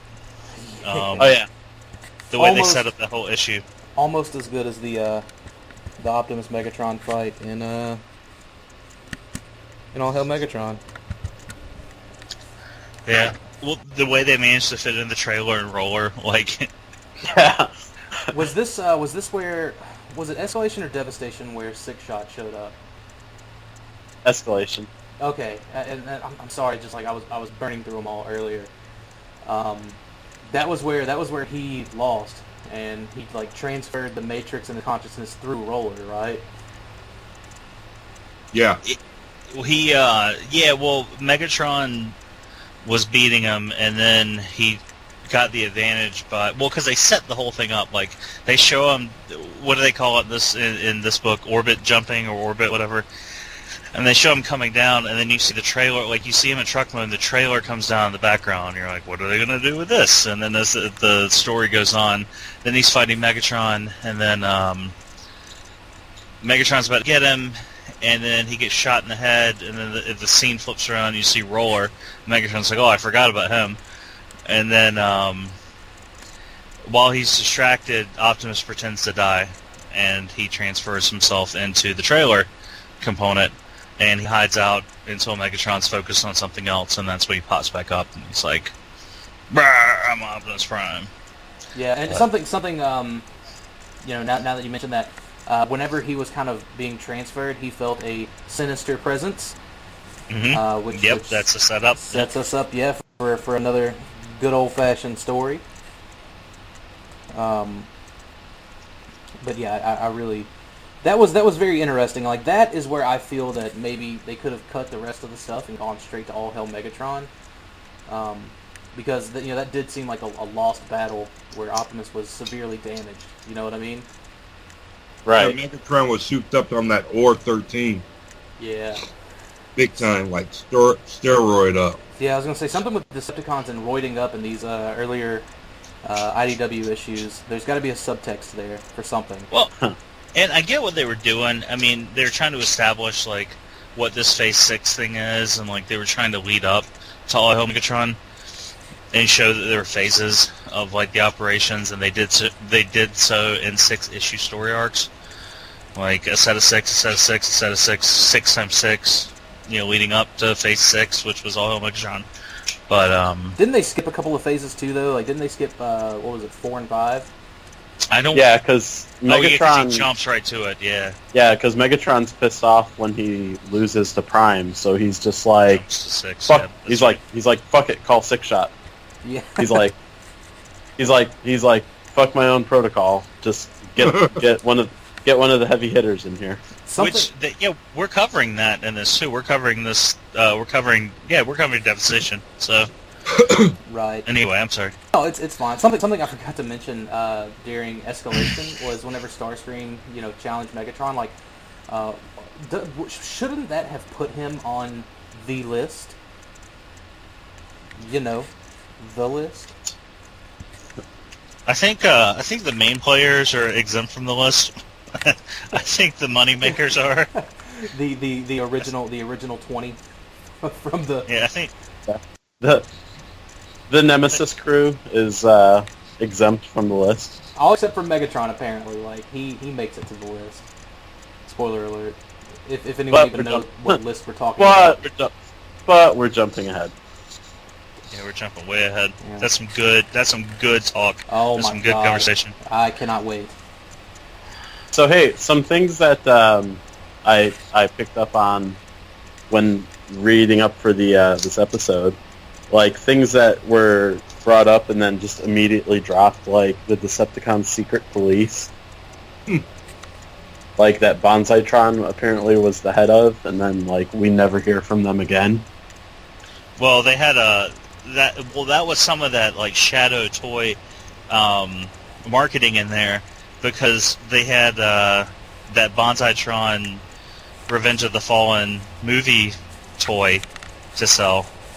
You're giving Hasbro way too much credit there. Well, no, You think so? I think Greg's right, because if there's something I've noticed is reading these stories, you look at the designs in the comics, like you look at Sunstreaker's artwork in a couple of these issues, it changes not just because of artists, but and if I'm recalling correctly, I heard this from a He Tell Me.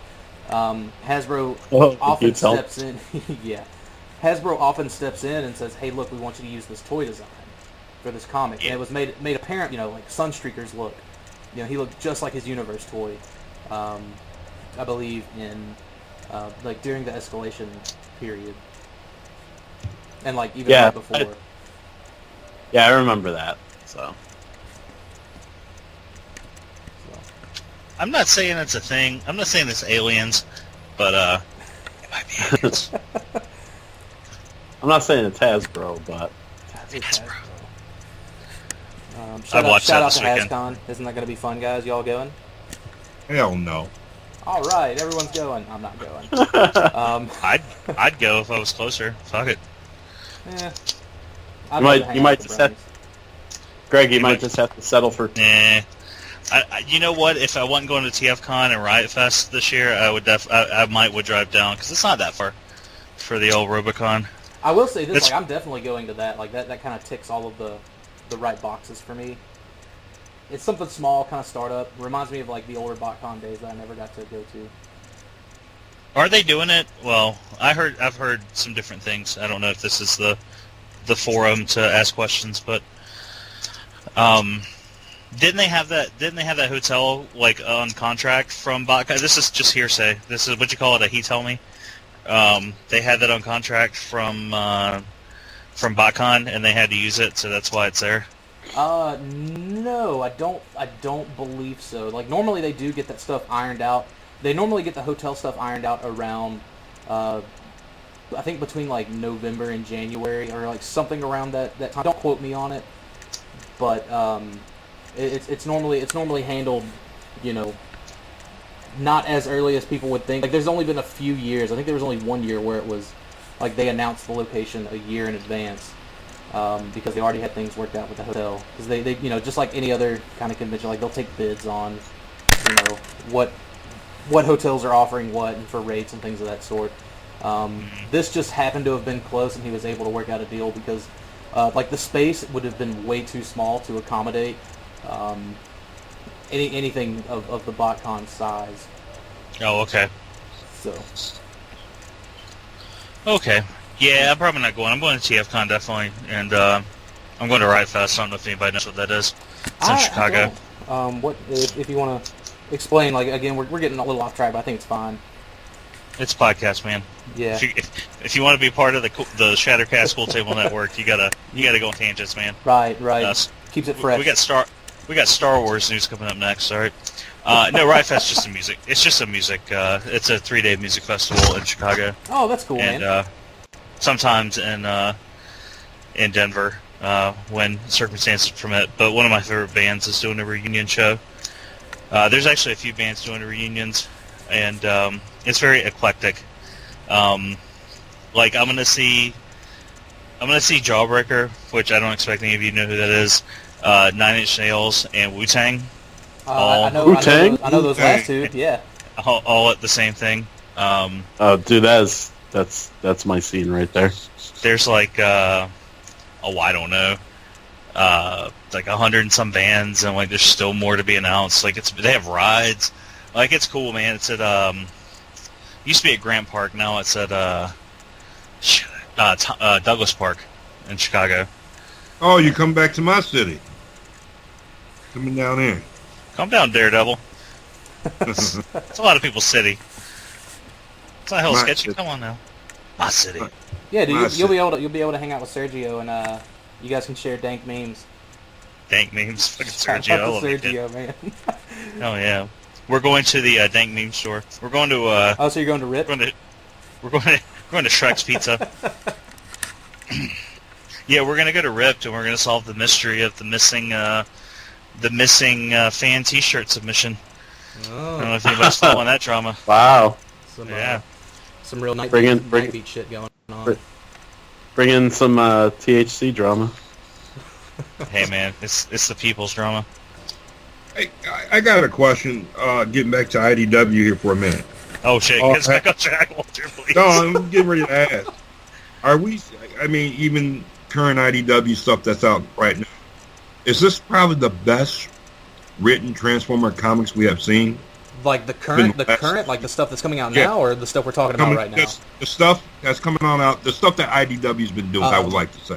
Oh yeah. Like, well, I mean, I say that More Than Meets the Eye is a personal favorite. Like, I liked RID before it went to like Earth, where Till All Are One picked up. I really liked Till All Are One because it kept up with the goings on. But man, More Than Meets the Eye is, I think, the prime of the Transformer storytelling. Yeah, That's it's why I'm so entertainment. eager. It's entertainment because, like, people are still pissed off. Oh, Megatron's an Autobot. Let me point them out the other direction, and I'll go to a Marvel character that recently came on back.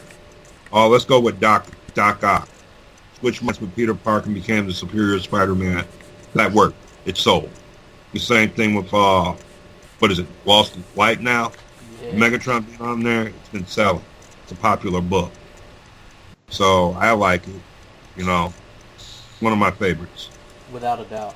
And that's like, I really, I think episode, like whenever we do 2, 3, and 4, I think it's going to be a lot more fun, which I think we're having fun right now, but just as far as from the actual storytelling, it's going to be solid. I mean, I sometimes wish, or I don't know, what would have been the outcome if Dreamwave would have paid the artists. The art was good. I didn't have a problem there with that. The one thing that always kept confusing me, I always heard from certain people was, well, this is not a tie-in between Season 2, the movie, and Season 3. So, that I don't really know. But when they did War Within, it was cool. So... Yeah, Dreamwave had some interesting concepts. Like, I know the Fembots were going to be like agents of the Quintessons. Yeah. Like Shockwave reanimated Unicron. Like Megatron. The funniest thing in Dreamwave is that like Megatron was like evil genius / super tyrant because he could magically like tinker with all the Predacons on the planet of Beast and turn them into Predaking. And it's like, oh, so why does he have Shockwave around then?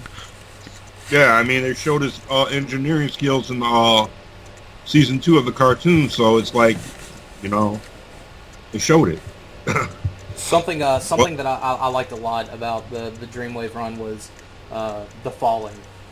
The kind of introduction of that, which that's something, man, Simon Furman has been pitching and working on, for years, the whole original 13 thing, and it kind of got its sort of humble beginnings there, and, that's kind of a point of discussion in the current comics right now, with the various original 13 Transformers that Primus made. And with the conflicts with Mistress of Flame and all that, and or not with the Victorion bots and Optimus Prime, which is actually a surprisingly entertaining read.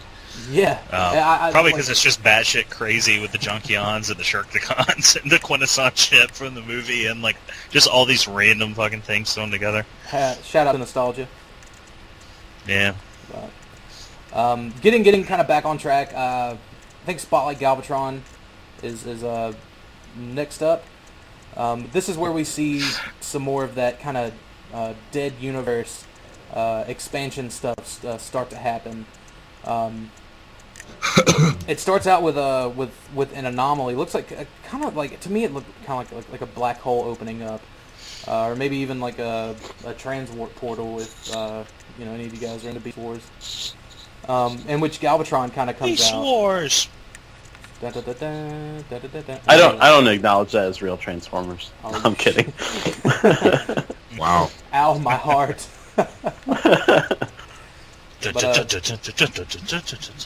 Galvatron shows up, and he just starts just really busting shit up, and he's talking about being the harbinger of unlife, which is super emo, looking back on it now. And like, this is okay, like this is, I gotta get a little personal with this story. At the time I was reading this, I was still living with my folks, and I got home work late one night, and I'd get home at like 3 o'clock in the morning, right, thinking everyone would be asleep, so hey, I can read comics. And I just hear my stepdad just nailing my mom. So this is a hard story for me to get through, so to speak. Wow. Yeah. Yes, so to speak. It's like, so I kind of just like put the book down. I don't even think I finished reading this all the way, to tell you the truth. It's just super triggering, honestly. But I think there were still some Autobots left behind at Thunderhead Pass, just kind of monitoring it, I guess, just in case Thunderwing ever wakes back up. In which case, it's like, let me see, Autobots that were there, like Sideswipe and Leadfoot and Hound. Hound was like, what would those guys have done? Like, Leadfoot, I think, was a wrecker, so like he could have maybe held his own, if not for Galvatron showing up and just killing him on the spot. In which case, yeah. In which case, I think like Hound was kind of in charge there, and after that, they all kind of packed up and went back to Earth. Which Sideswipe was wanting to go back to Earth anyways, because I think he was hearing some of the troubles that Sunstreaker was having, and Sideswipe had something to prove. Which was, kind of some character development for Sideswipe, who I've kind of liked in his IDW roles. But if I'm not mistaken, due to being outside of the dead universe for so long, like Galvatron, started to kind of weaken, and he had to return, just due to the properties of the dead universe. Well, he didn't weaken when he got shot in the head and his eyeball falls out, and then like 2 panels later he's spinning around like killing motherfuckers. I read that, I was like, man, it must be a fucking crazy town. Like, how did he get up like that so fucking quick? But yeah, I think it was because the stuff, like the effects of the dead universe were wearing off. Like, he was already dead, so to speak. So, there was that. He couldn't die again, basically. Yeah, exactly. Well, yeah, that's the thing. Yeah, he was kept eternal by the darkness. Right. Did anyone else have anything they wanted to add on Spotlight Galvatron? Because that was kind of like the beginnings of that whole dead universe, like Nova Prime thing. Well, at least he wasn't controlled by Unicron, so they made him a good character. I like how they made him a totally separate character. Yeah, they didn't make him insane. Oh well, I don't know. I think he was still pretty batshit crazy. Shout out to Insane Galvatron, by the way. He's a good guy. But Yeah, that's one thing I do like. I do like that Galvatron was just a totally separate character. He didn't have to ride off of the Megatron hype, which was cool. Now, continuity errors. I think this is the one where at the end. Is this the one where it ends with Nova Prime and talking to Galvatron about getting ready? I think it was either that, or I want to say it was either that, or maybe Spotlight Cyclonus. Yeah, okay, it was definitely this one then. At the end, there's this whole like exposition. It's like Nova Prime has like 100 words and Galvatron has 10, but the speech bubbles are directed in the wrong directions. So, It was hard to read. yeah, so Nova Prime's telling, or Galvatron's telling Nova Prime the Nova Prime lines and vice versa.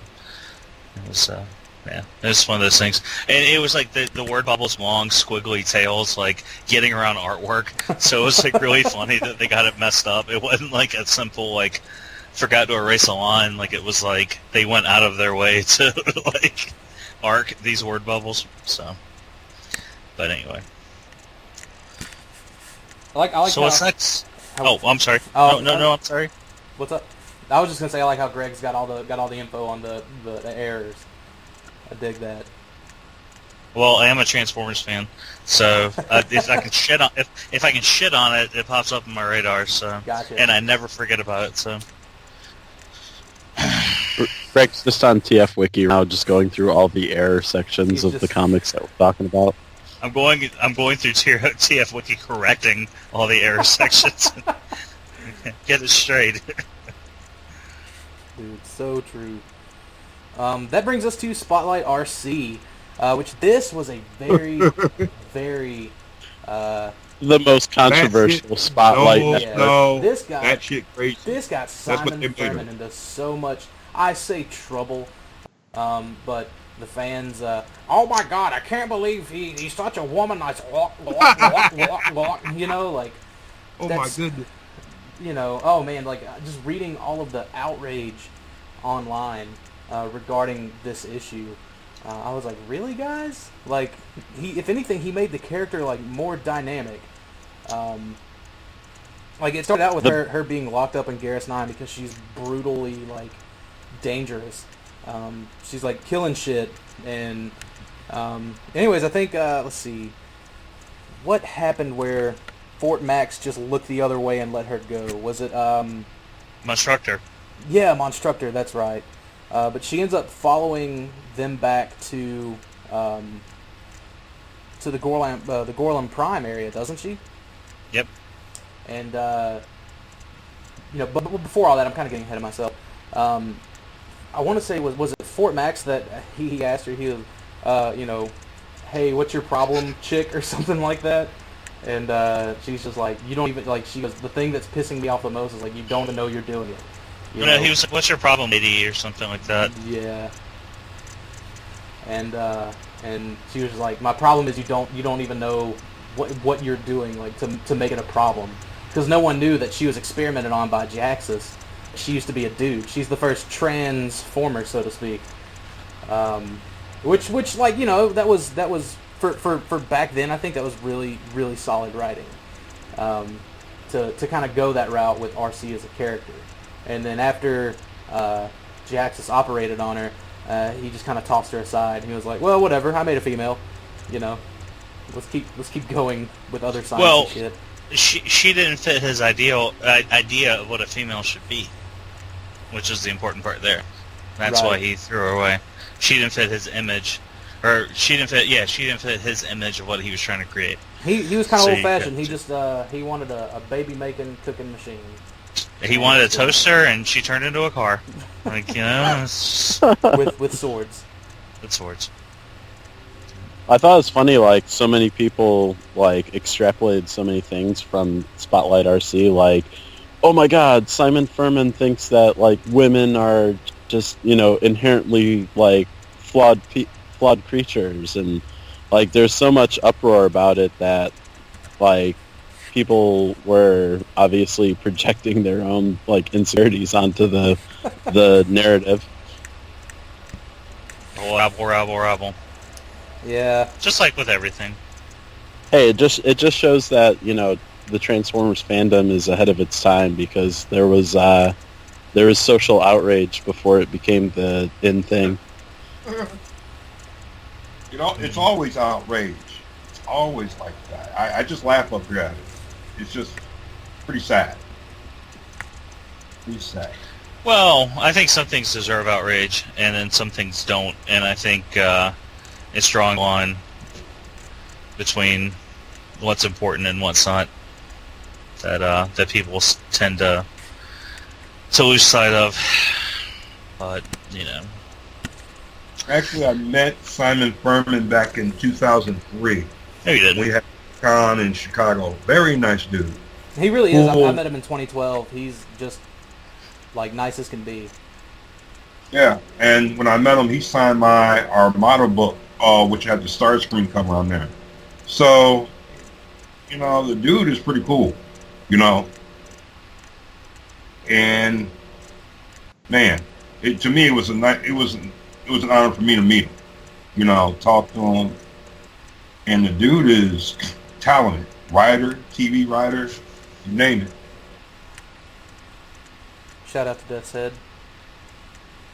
Yep. Yeah, and I think Simon Furman even did some Doctor Who writing. Which that's not surprising either, all things considered, his proximity to the origins of that. Have you guys met James Roberts at all? Anybody? Yes. No, I haven't. Never met him. He's a super nice guy too. He is really nice. He might tell you he doesn't know where the party is, but he does. Oh, he always does. Well, no, yeah, I met him, and then I saw him. Someone was asking me about some room parties at TFCon. I was like, that guy knows where the party is. And he was coming down the escalator behind me, and I gestured to him, and he jumped back, and he was like, I don't know where the parties are. It's like, he was just so taken aback. He's like, he had this air about him. Like, if I knew, I would tell you. I promise. Yeah, and he's very very humble, man. I met him in 2014, and I was just like, oh, dude, it's so ecstatic to meet you. I was kind of having I felt like I was meeting a Beast Wars, actor or something like me, because I enjoy his stories so much. And he was just like, well, thanks, you're the first to say that to me. I was like, no, I know that's a lie. All these people walking around and they're kind of more than meets the eye, little get-ups and stuff like that. But yeah, he was just a spot-on dude, really cool. Yep. My the centerpiece of my office art display is it's a signed copy of the script for Little Victories, which was the one where they make the whole movie to show to Thunderclash. You remember that one? Yeah. Yeah, the Circle of Light recruiting video. Yeah, and it was the packing comic for Trailbreaker, I want to say. But yeah, so I've got that, and then I've got all the various covers framed with it. I think it was a packing comic for Skids. Yeah, you're right. It was Skids. It was Skids. Yep. Because there was the one with Skids on it, and then there was the cover with the Thunderclash fan photo, and then there was the one with Swerve had the wrong toy, and he had the G1 instructions spread out on the floor. But yeah, that's my that's one of my favorite things I own. That's awesome. Yep. So getting into Devastation, everyone seemed pretty eager to talk about that. This is I believe where Six Shot popped up. I may have spoken too soon earlier. I was gonna say, didn't the Six Shot happen before Devastation? There was a spotlight Six Shot that kind of showed some backstory for him, where he was wanting to just kind of end his Decepticon career of needlessly killing stuff, in which some kind of entity told him, okay, look, if you kill all of these, this little group under your command, then we'll grant you safe passage or something to that effect. In which it was the Reapers. The Reapers. They were a group of killing machines, from. Shout out to X-Men. Yeah, they're a group of basically like one-offs from races that were like super destructive, and they were like, "Hey, come be a badass with us. Just kill your buddies." And Six Shot was like, He I thought like my about it. He buddies." thought about it long and hard, and his buddies were just like, "Dude, really?" Which ultimately he didn't. So that's probably. But this I think is where a lot of the stuff with the machination kind of wrapped up too. Like I think didn't we see some more of Scorponok in this series? We did. And this is where the dealer and hot rod thing with the shit, what's it called? Magnificence. The Magnificence, yeah, that thing that we don't know anything about anymore. Well, The thing that looks like a brain module. Right. The thing with Scorponok in this issue was carrying over from Spotlight Ultra Magnus, where they showed that Scorponok was working with these various races, and it shows Zarek. And while Ultra Magnus is sneaking around, like in his like avatar, he comes across the modified Nebulon, which was, he's like, this is mixed with Cybertronian technology, and it's like it's a transformable organic. And then Zarek's killed accidentally, and it's spoilers, but I mean we kind of glossed over it like it wasn't that important, so spoilers, fuck it. He's accidentally killed by Scorponok. He's like, what have I done? And then for whatever reason, like you don't see Scorponok in robot form, do you? Or you do? Yeah, So for whatever reason, and I don't know if they cover this in another issue, but yeah, Scorponok is in head form, and that's a spoiler because you see the head at the end, you find out who he is. But it shows that he picked up on the same work with the headmasters with the Machination group, or he was the Machination group, I guess. And it shows that he brought his show to Earth from Nebulon. But yeah, you don't see why he's missing his head, do you? No, yeah, I don't think you do. Or maybe he volunteered his head. I don't know. Very likely. But yeah, I enjoyed it, and I enjoy the emotional impact that this story has later. And we'll cover it. We'll talk about that when we get All Hail Megatron. But anyway, right. And this is we see some of the like beginnings of Skywatch, and like what all they're doing. Galvatron, or not Galvatron. Nova orders Galvatron to go to Earth. I think the Reavers arrive at Earth as well, and start attacking the Decepticons, in which Megatron has to recall Six Shot.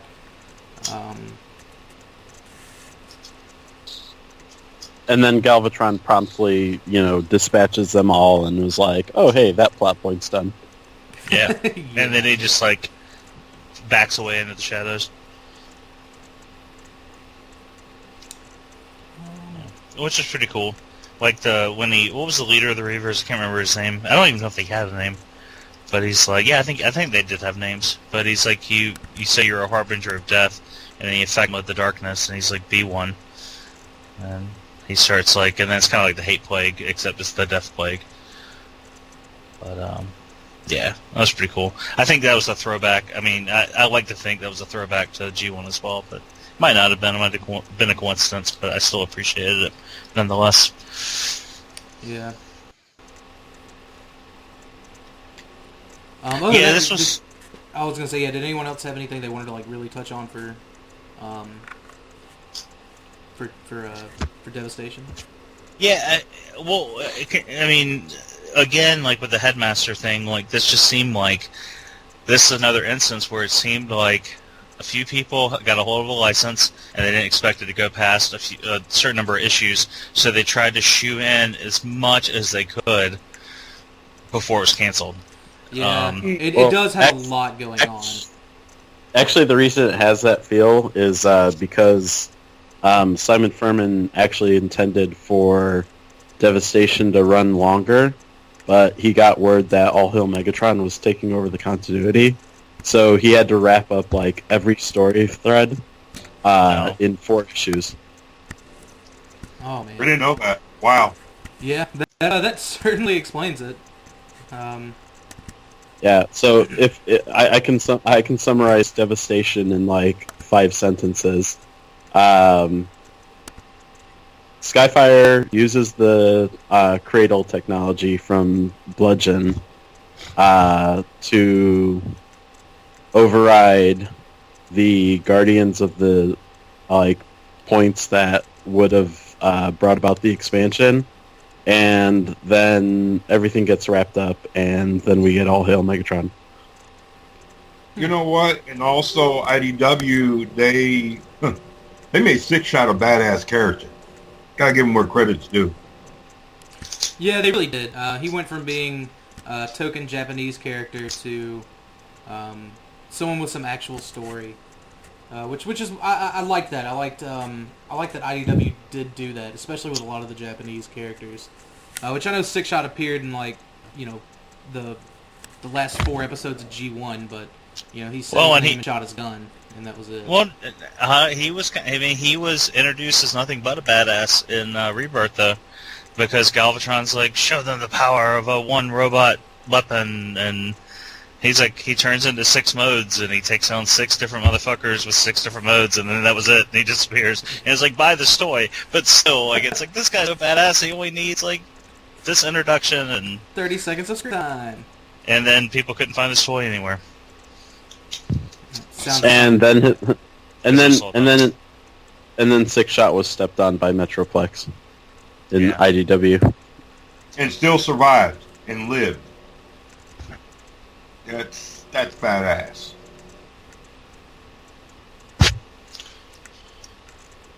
So this event takes us to Spotlight Grimlock, which I believe kind of wraps up kind of that Scorponok arc.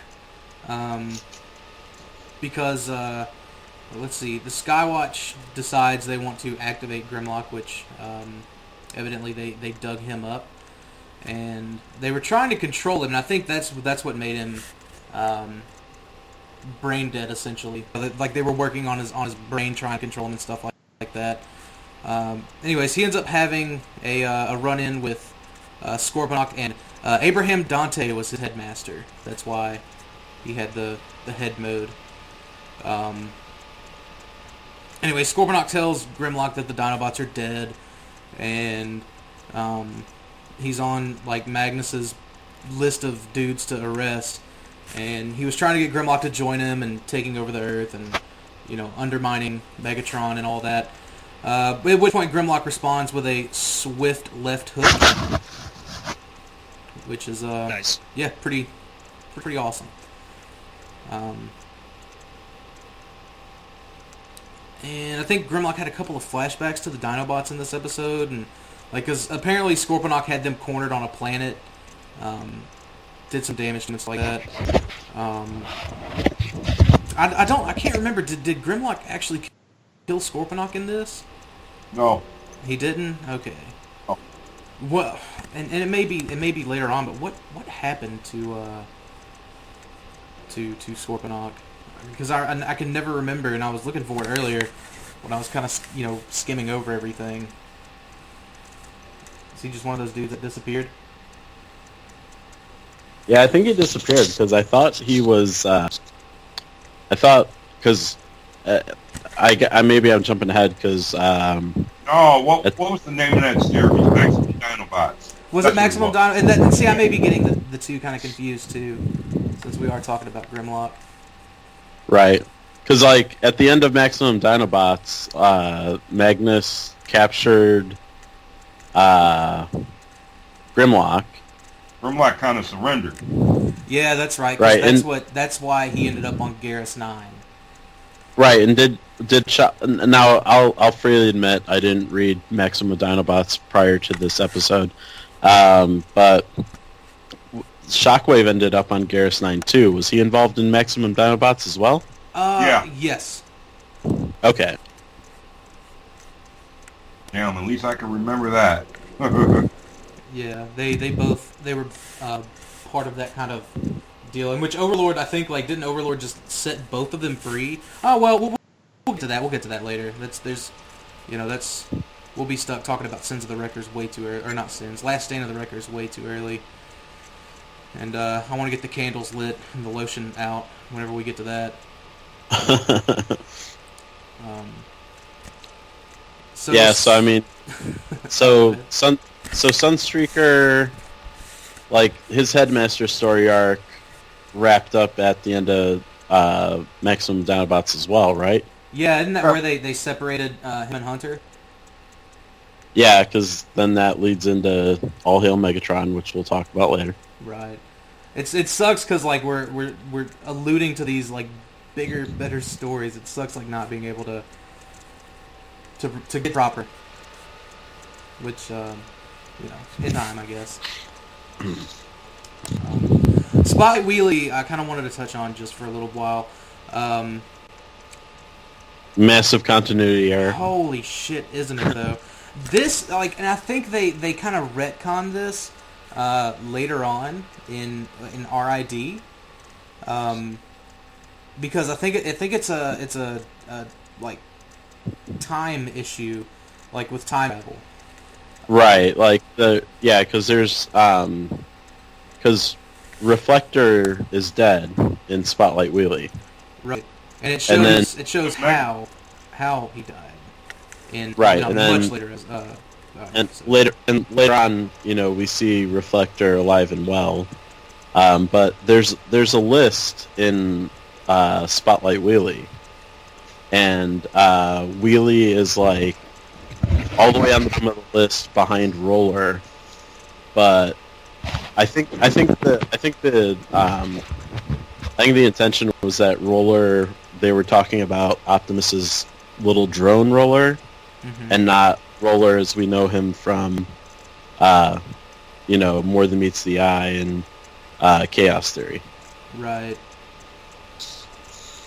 And then that's and I think that's possible too. I think that's why Optimus called his drone Roller. I think that's why he called him Roller. Is because of that particular character. But yeah, this is one of those like very. It was because of like how it happens and where it happens with that whole time stream thing. Like Wheelie remembers all of it, and he's like, no, I don't want to go back to that planet. And this is way later on, but it shows like how he developed his like speech impediment, where he had to talk in rhymes, and it, the events of being on this planet alone and dealing with all the hostilities on this planet like really screwed him up in the head. I think, yeah, this one was I thought this was we're talking about Spotlight Wheelie, right? I would assume. Yeah. I think sorry, I had to step away from it. Welcome back. Thank you. I get the burps. The beer burps. The story. No, it was nitrous oxide burps actually, but nice. Yeah, that and the heroin. I thought this was a pretty good story. Like, this was a good way of handling Wheelie. This was another one. Who did the art for this? Was it Livio? Yes. Wait. Yeah. Oh, let's check. Because this had that kind of washed out. This was like Klaus Sherwinski. But it looks like very Livio artwork though. It's got that weird, like, drippy, like, rusty look, if that makes sense. Very, like, dark and, yeah, it definitely looks like Livio's artwork, but... this isn't exactly what I'm thinking about. Never mind, I'm thinking about another comic that maybe flashed back to this. So never mind, I take that back. The artwork in this was pretty good. It was pretty dark, but it was pretty good. But yeah, I'm thinking about maybe some flashbacks or something that happened in a later issue that he was in. But yeah, I thought this was a good story. I thought it was a good way of handling the whole Wheelie situation.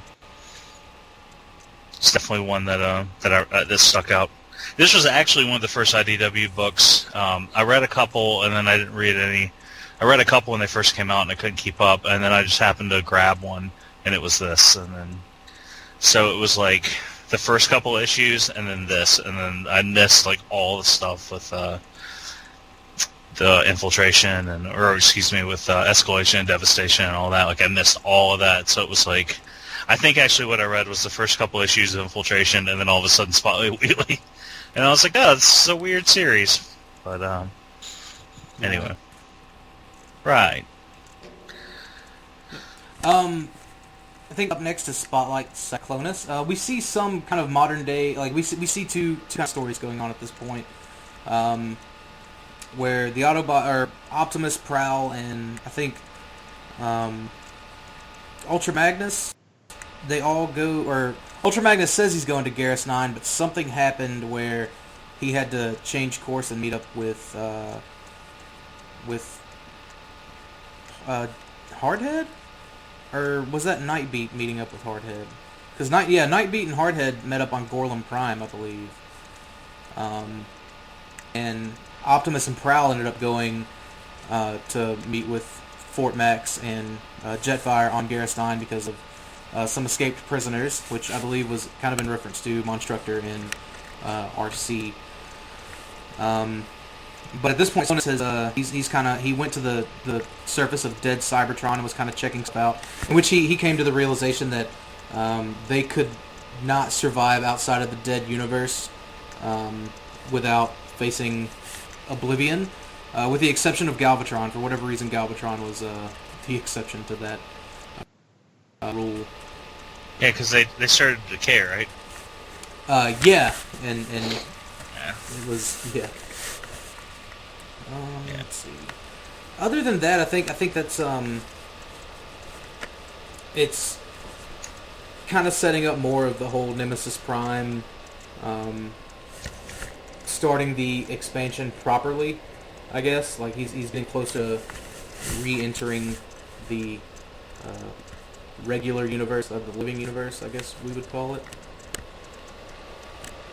Well, it's about damn time he started the expansion. It's only been how many millions of years? It's not only has it only been millions of years, but it's also been like, I don't know, 10 Spotlight issues of just... Talk about that shit's worse than an episode of Shattered Cast. Like, how many times do you need to get sidetracked in one fucking mission? I mean, truth be told, like tonight, I think we've done some serious expansion. How the times we've gotten sidetracked. But it happens. Oh, this is nothing. This is elementary. Oh yeah. So about Star Wars. I'm not really gonna talk about Star Wars. Oh, we're not. I mean, that's not a big Star Wars guy. Fight me. What? Yeah, fight me. I don't see. I mean, like I grew up like as a kid. I had the VHS tapes for 4, 5, and 6. And I watched them a ton, but it's just, I don't know, man. I just didn't get all the hype for these last couple of movies. I mean, I must be in Crazy Town. Yeah, dude. Someone doesn't hold Star Wars to the godlike standard that it is.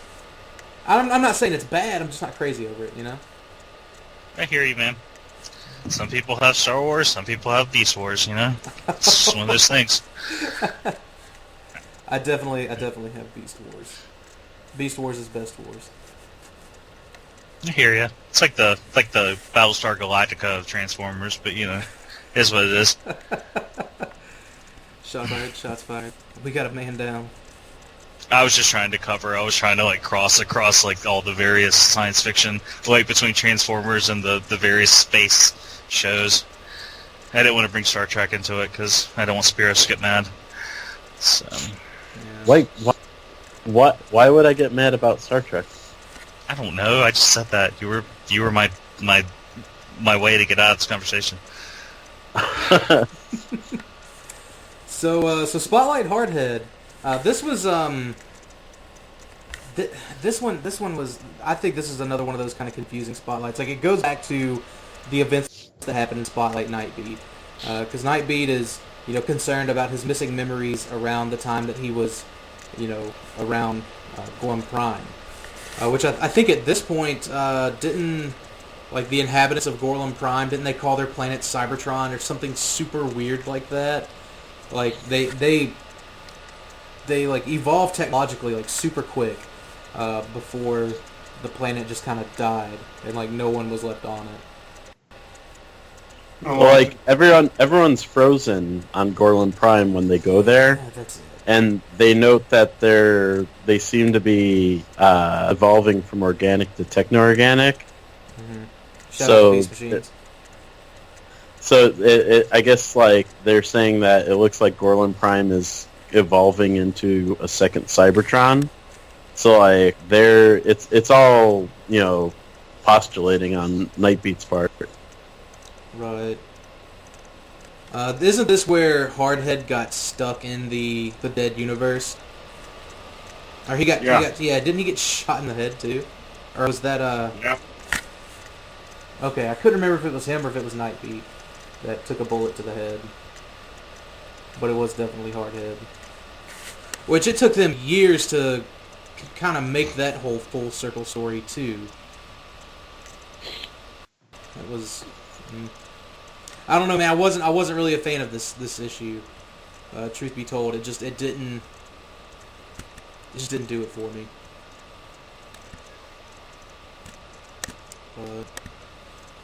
Yeah, I like to think that, like, you're talking about it took them a while to wrap this up. Like, I like to think that the IDW offices proper, like, around this time, was just a bunch of Post-it notes everywhere, as opposed to, like, James Roberts', like, little marbled notebook like we all had in, like, elementary school, Right. Like, with very neat notes and, like, references, and then, like, the regular IDW offices had, like, Post-it notes on the cooler, like, don't forget about Hardhead, the water cooler, like... Yeah. It just, I mean, and it really did, dude. It dragged on way longer than I think it should have through all of these spotlights. Like, don't get me wrong, like, I dig kind of what the spotlights, were doing, but it just, like this all wraps up in Spotlight Sideswipe. If I remember correctly. Where Nova Prime finally makes his big push. And, like, why this all happened in Spotlight Sideswipe is beyond me. Like, why choose a Spotlight based on that character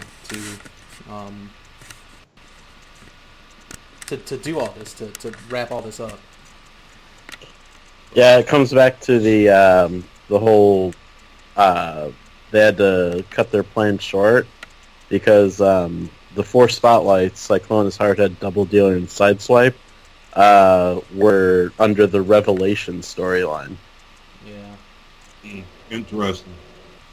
I got you. Something while we're kind of on the topic of Spotlight Sideswipe, I do like the ending there, where RC is just killing Jahaxus over and over again. Like, she finally gets, her justice well served. But other than that, I mean, there was, I think Nemesis wanted the Matrix from Prime. In which case, didn't he give it to Galvatron? Can't remember who he gave it to. No, Galvatron shoots Nemesis. Yeah, he betrays him. Yeah. Which is crazy for what happens later on, but whatever. Well, yes, all through ever since we first saw Galvatron, like in Origins and all that, I mean, he's saying, like, this is temporary, I'm biding my time. Like, I mean, that was his, like, solo, his exposition. In his solo scenes, he's like, we'll play this game now, but as soon as, You're back. as soon as the opportunity arises. And it was mirroring the relationship he had with Unicron in the animated movie. Right. So anyways, there's that. Like, basically, doesn't Optimus take over Nemesis Prime's body and tells him stuff like he can't mourn, the death of Nova Prime because to him Nova Prime died 6 million years ago or whatever. I remember that kind of dialogue. Well, that leads up into that's right before the death of Optimus Prime, right? No. This is before Nova is Nova. He's still calling himself Nemesis. But he was Nova. He was Nova to begin with. Right. Yeah, he was never called Nemesis. Well, he was referred to as Nemesis, but he was Nova until the Dead Universe. But they do this thing where I think that's what led that final battle that came up in it was the comics that came with not Combiner Wars. It the came when they Generations first still in 30. That was the Dark Cybertron stuff. Dark Cybertron. Yeah, wasn't that was in the Dark Cybertron stuff where they had that final fight, and that stuff was right before the death of Optimus Prime, which led into the split. Oh no, that's Between Chaos. Morbius That's Chaos Wasn't theory. it? Yeah, here's the deal. Yeah, Nova has showed up 3 times. It's been a problem 3 times, and it's like Oh, I okay, feel maybe like I'm ahead of myself. I feel like with Chaos Theory, to me, they took another crack at kind of rewriting the story arc. At least that's what it felt like. You know what I mean? Which is something we'll get into the next time we do this, but it's definitely it's but like Spirit said, it's having to wrap all this up super quick. I feel that whenever Chaos Theory happened and then whenever Dark Cybertron happened, I think it was too reoccurring. I think that's why we're getting a lot of this mixed up, is because we've had to see all of these Nova Prime returns so much. So yeah, it's in and going back to what you were saying about the Gorlin Prime, it's at the end of Spotlight Sideswipe that the residents of Gorlin Prime start calling it Cybertron. Yeah, okay. That's I remembered. Yeah, I was gonna say I remembered that being an important point, which was really insane. Like, they never really touched back on it again, did they? Well, that was a nod to Micromasters, right? Yeah, because basically the Micromasters are all over Gorlin Prime, and they're like minions of the Dead Universe guys. He just goes on a killing rampage of Micromasters. Poor Micromasters. Dude, they never catch a break. This leads us into Maximum Dinobots, though. I'm trying to wrap it up. Like, I know I told you guys I wanted to try to keep it like an hour and a half, but that didn't happen. Hour or 2.5, whatever. Yeah, whatever. This is where Scorponok manipulates the Dinobots into causing a ruckus, and so that way he can send in his headmaster so he could get some government contracts. Shout out to government money. To protect against potential like future extraterrestrial attacks and things of that sort. Looks like this is where Hot Rod kind of comes in. He tracks him down. He gets the shit beat out of him. Sunstreaker and Hunter are also kind of in this. They're after the Machination. Thanks for correcting, by the way. I had no idea how to pronounce that. Anyways, they were all just looking for Sunstreaker's like actual head, which is how they're making these would-be headmasters. Which was kind of like mass-produced Sunstreaker headmasters was a pretty crazy sight. Like a whole bunch of Lamborghinis. Like, who could afford that, honestly? Abraham Johnson. Yeah, he's just like, I'll just take all of your Gallardos, please. But let's see. Isn't this the first time that Grimlock is reunited with his team, though? I think so. Because after they were all kind of put into stasis lock. Yeah, and then they're all like, "Hey, thanks for getting us in stasis lock, app."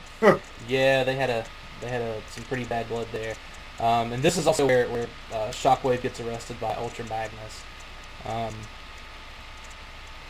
which again plays into events that'll happen in the next episode of this thing too. Like, we keep alluding to it so much, I feel it's getting repetitive. Like, I'm trying to not make it so repetitive, but it really is. Like, this is just like super like bare bones. Actually, you're not, because you're helping me on out, because now I know what orders I got to put my books on in. You know, I hear you. yeah, I mean, this is the first time I'm hearing this. I'm like, okay. You know, what spotlights go up here in order, where this goes in that order. I'm like, okay, cool. Now I understand now. Yeah, that was an unfortunate thing with the release of these books and like the way they had to do some of the stories, like to keep up with sales and just the way they were trying to sell it. Like a lot of people are confused about where things go and what. And there is a list. I think it's on TF Wiki. There's a reading list. I'm sure it's elsewhere too. It had to have been elsewhere, but there is a list. There's a list of everything up into the split, I believe, of a chronological order. And TF Wiki, they do have a pretty solid, like if you just look at their if you basically Google the IDW hardcover collection TF Wiki, it'll bring you to like each of the different hardcover volumes and where any potential printing like order errors are in that too, because even in the IDW preferred reading order, there's still some issues with story placement. But like Spotlight Blur, didn't that come out like after Spotlight Sideswipe? I think so. For it to be where it is, like right after Megatron Origins, in terms of storytelling.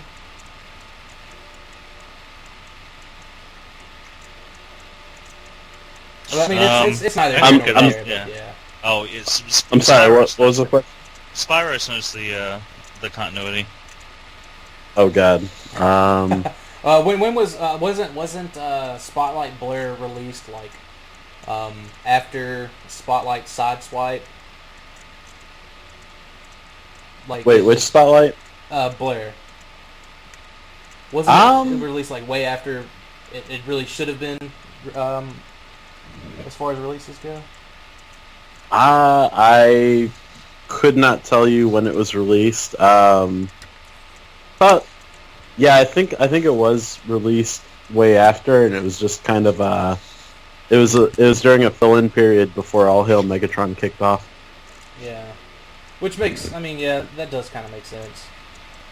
But as far as like events that happen, but anyone have anything they wanted to add to Maximum Dinobots? I know we had talked about that quite a bit in Spotlight Grimlock because I got the two stories confused, which I think says enough about Maximum Dinobots and that Grimlock Spotlight, how closely knit those were. Yeah, I think that's good. Cool. Yep. I think we've elaborated.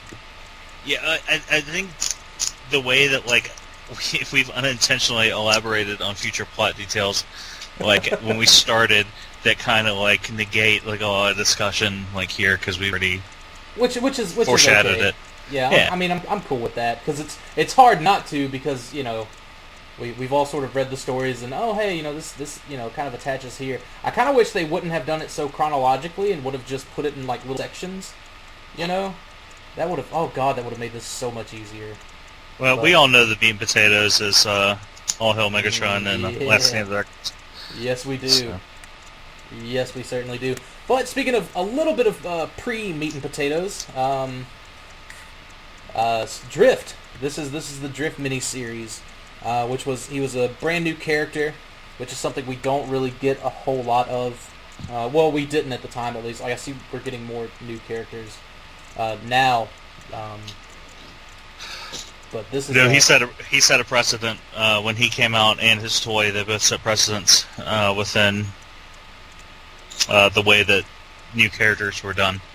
They really did, man, and that's every now and again whenever I do get to talk about the toys, like there's two that come up, and it's the Generations Drift and the Generation Springer being the best molds that Hasbro's ever made, and that's come from a diehard Beast Wars fan.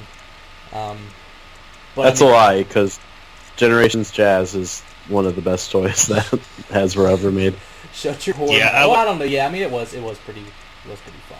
I would say Jazz. Yeah, I would say Jazz is. It's a tiny masterpiece. It's yeah, I would say Jazz was better than with Drift, but Definitely Springer is one of the better ones they've done in a long time. See, I don't know, man. I liked how close he was to that artwork that we see. And I think we see it like at the end of Spotlight Drift, whenever he's just Tokyo Drift in it. Get it? I liked how accurate it was, and for Drift to be like your token like Wolverine character, I think you even see a couple of like snicks whenever he pulls his swords out and stuff like that.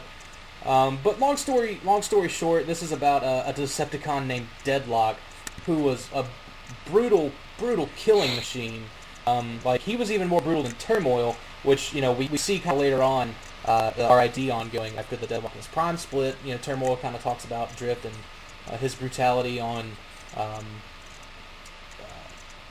Metal Hawk's team that he was kind of in charge of before he became a dirty neutral. And but it just kind of shows his sort of fall from grace and how he's been recovered by the Circle of Light. And they teach him their pacifist ways.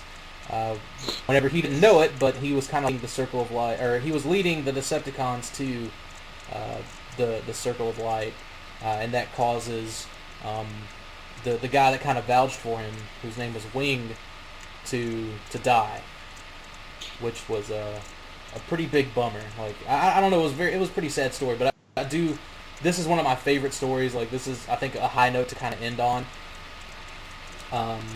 This and Spotlight Drift, where he is kind of traversing the galaxy in search of, I guess, his own kind of form of justice, and into the Wreckers. Recruited by, I think that at this point it was Cups Wreckers. At least I consider it Cups Wreckers. And we do see more of that in the Meat and Potatoes All Hail Megatron, but it shows their run in and how they're able to kind of beat Turmoil, or so they think, but we'll get to that later. So if anyone has anything they want to talk about with Drift and Spotlight Drift, by all means, this is one of my personally favorite like miniature arcs. It's funny because like when Drift first appeared in All Hail Megatron, like everyone was like, "Wow, Drift is just Shane McCarthy's love letter to Japan." It's true though. I thought it was a very good story. It was a cool way how they brought on a new character. And he was, well, yeah, because what it is Drift showed up in All Hail Megatron with no backstory, and then Spotlight Drift actually came out after All Hail Megatron to provide like the origin story, and it explains why Perceptor is like a badass sniper in All Hail Megatron. Yeah. And how Cup cool. is actually up and going too. That's later explained. Yeah, Perceptor took all his processing power and, focused it on sniping. Which is crazy. It was like it's like a modern video game. Like he just moved all his attribute points from one field to another. When did Perceptor become so scary? Yeah, that was actually right. that was definitely one of the highlights. Yeah. And then Drift just, whenever they were messing around with the roided out Insecticon, which just, hi, slash, yeah, the swarm. Yeah. But we're getting a little ahead of ourselves, and we are so far ahead. ahead. Finally at the end. We had a couple setbacks. I dropped the ball tonight. Again, sorry about that, fellas. But let's see, what's the time? What are we calling it at? About 2:30. 2:20. 2:20.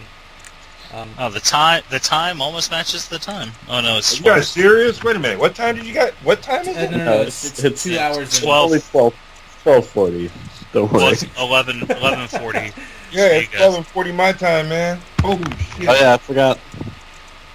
Wait, what? Where? It's 12:40 your time? It's 11:40 my time. I was like, you ain't no damn Chicago. 11, be talking about 12:40, but yeah, 11:40. Yeah. No, it's 11, man. Yeah. I misunderstood you. Yeah, it's 11:40, man. Yeah, I mean, I was talking about runtime, but we went a little over the target, but it was fine. It's fine. Yeah, it's fine. Well, it's fine. It's fine. It's fine. Yeah, I think we can agree it's fine. So, anyways, that's it until next week, when we finally get to talk about what we've been talking about all night, which is all hail Megatron. And we'll be talking about Last Stand of the Wreckers and the Chaos Theory, with the Chaos event, and we'll basically get all the way up until up to the point of Death of Optimus Prime. So, I think that's going to be probably one of the better ones that we do. Yeah, that's gonna be a 3 hour. Oh, that's gonna be a 3 hour episode right we there. all have so much to talk about and to contribute to discuss with that. But for anyone who's kind of out there that has stopped reading or forgotten about the events that happened, I think we all kind of collectively agreed on doing these sort of like catch up pieces before we started kind of covering the stuff that's currently coming out, which is all really good. And we can't wait for that. So, anyways, if you guys want an outro, where people can find you at, some shows, things like that. Greg, take it away. Yeah, I can. Am I doing everybody? I mean, all right. So check out Spiros on the Uber app if you're in the Florida area and need a ride to Orlando. Tampa. No, yeah, well, yeah, but you're in Tampa. You would give a ride to Orlando. Oh yeah, okay. That's a good fare, right? It's pretty good. Yeah. I was trying to hook you up. I was trying to get some. Yeah, man, I don't know. This is kind of, we didn't really discuss this beforehand, so we'll just play it. It was cool being here and talking with you guys. What do we have to shout out? Shattercast. I can shout out Shattercast. Uncut every Friday morning on YouTube's and the iTunes. Dakota, do you have anything that you're involved with? Yes, I am part of Stasis Lock, a Beast Wars centric video podcast over on Bricks on the Dollars YouTube channel. Don't you do that with Matt Baldwin? Yeah, Matt. He shows on whenever he shows up whenever he can. Dude, Deluxe is a Hail Hasbro. Hail Hasbro. That's right. He's like a step cousin. He's like a step cousin up in Arkansas, man. He's something. Yeah, dude. Saw that dude. But we also have all the other cool table networks, like you mentioned, Shattercast Uncut. I mentioned Stasis Lock. We have Plastic Fanatics, Beers and Bolters 40K, Nerd Rage Radio, Toy Detox, things of that sort. Realm of Collectors. Realm of Collectors. Yeah, well, I think saying Cool Table Network, we all kind of know it's all part of the Realm of Collectors. The video form for this will be up on the Realm of Collectors YouTube channel, which I'll edit in some pictures, which is going to take a fucking ridiculous amount of time to do. But it's fine. I got free time. Walter, do you have anything to shout out? Yeah, shout out to you guys for allowing me to be here.